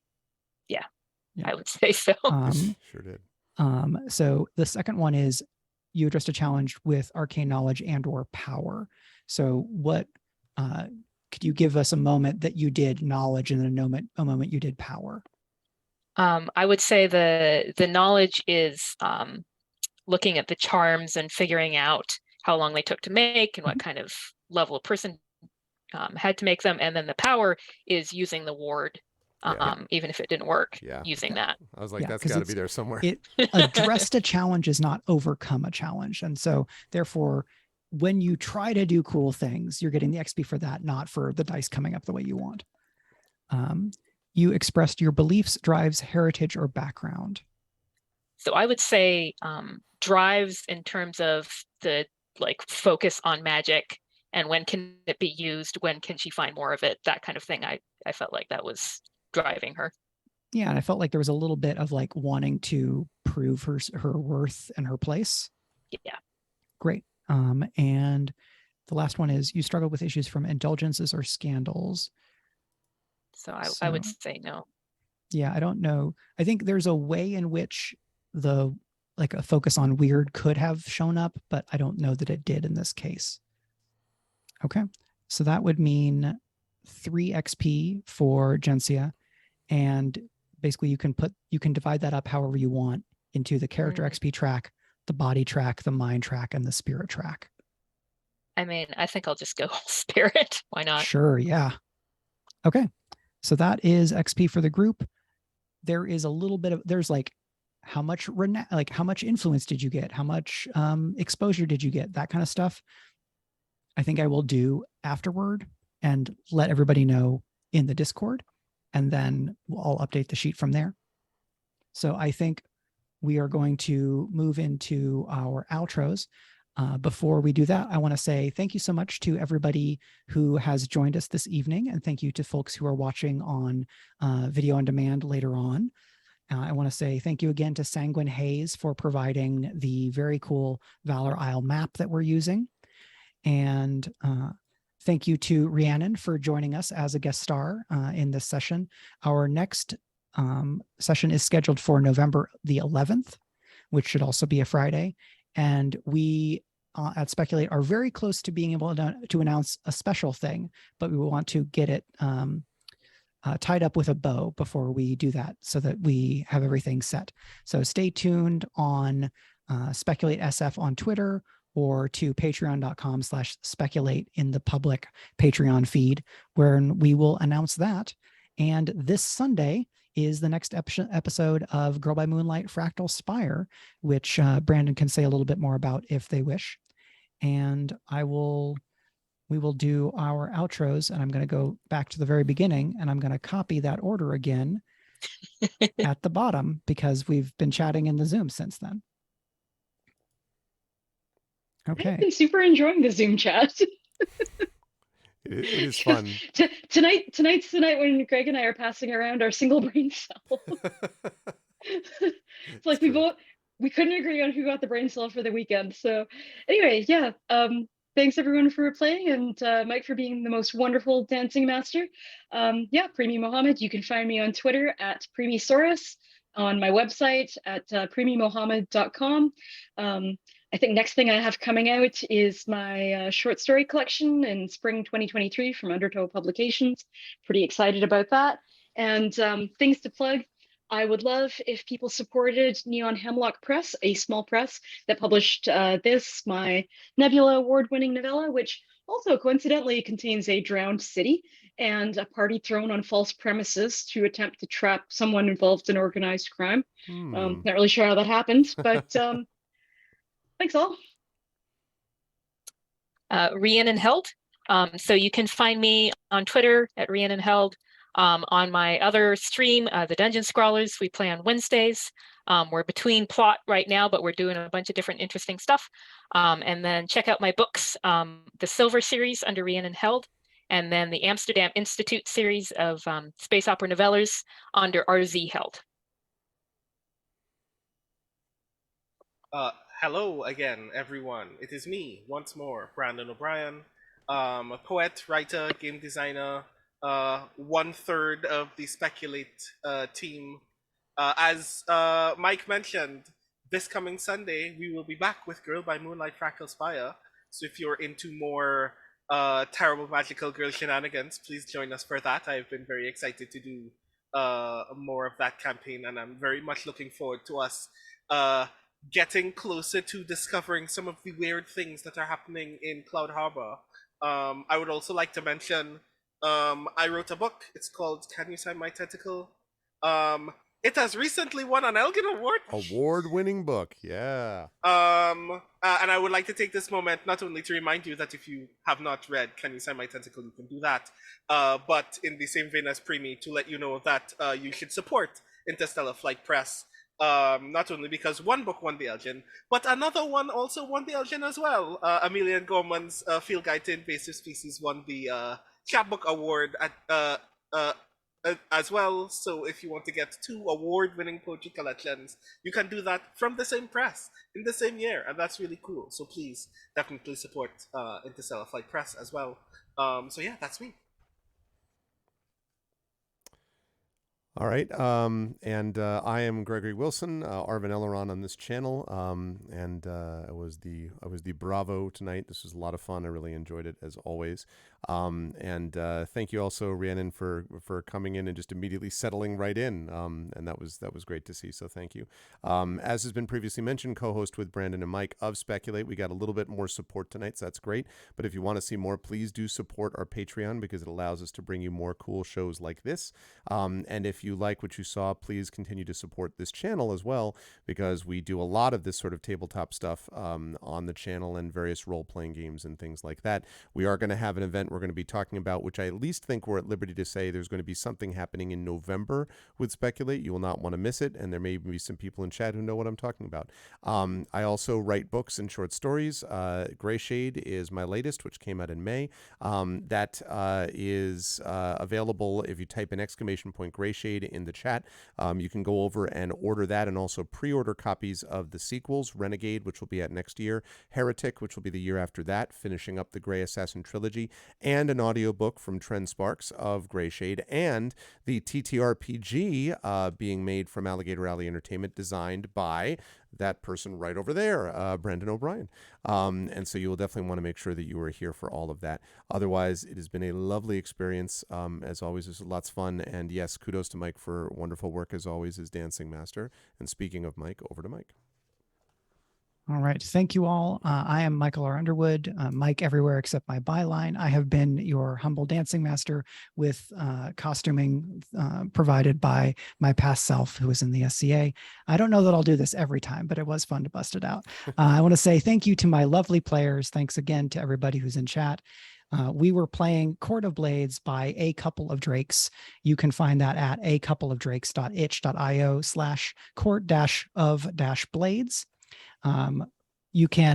There are a small number of physical editions that are available remaining from the main print run. And then I believe POD is also available, and you can get it. You can get that from their website and from Itch. I have also entered the wild, weird world of game design, and you can get my comedic science fiction one-page RPG, The Only Logical Solution is Hijinks, inspired by wacky Star Trek episodes at itch.io, at michaelrunderwood.itch.io/hijinks. And that will be all for me for tonight. And I will say to you all, until next time, in Valloward. Bye-bye all.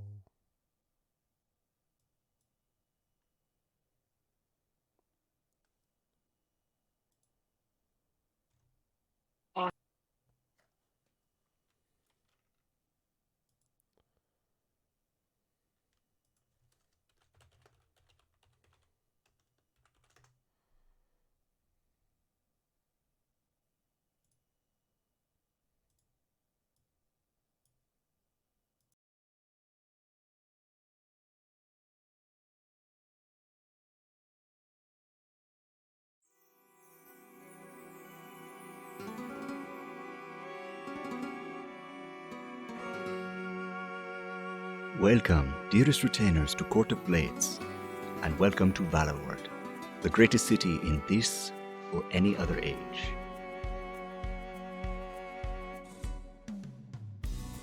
A city where hearts race and swords flash, where intrigue and danger lie around every corner. Centuries ago, celebrated veterans were given title to Valor Isle, a place long abandoned by its first residents. Here, the heroes found ancient secrets, bountiful land, and a fruit bearing oracular gifts. Generations later, 6 families vie for ultimate control of this jewel of the archipelago, each seeking to lead the great dance of houses. A new retinue rises to clash with flashing blades, veiled plots, and powerful magics in pursuit of their house's interests and their own secret ambitions. Speculate presents Valloward, a Court of Blades campaign, starring Premee Mohamed, Marie Bilodeau, Brandon O'Brien, Gregory A. Wilson, and your dancing master, Michael R. Underwood. Be welcome, retainer. Get comfortable, but not too comfortable. It's time for Court of Blades.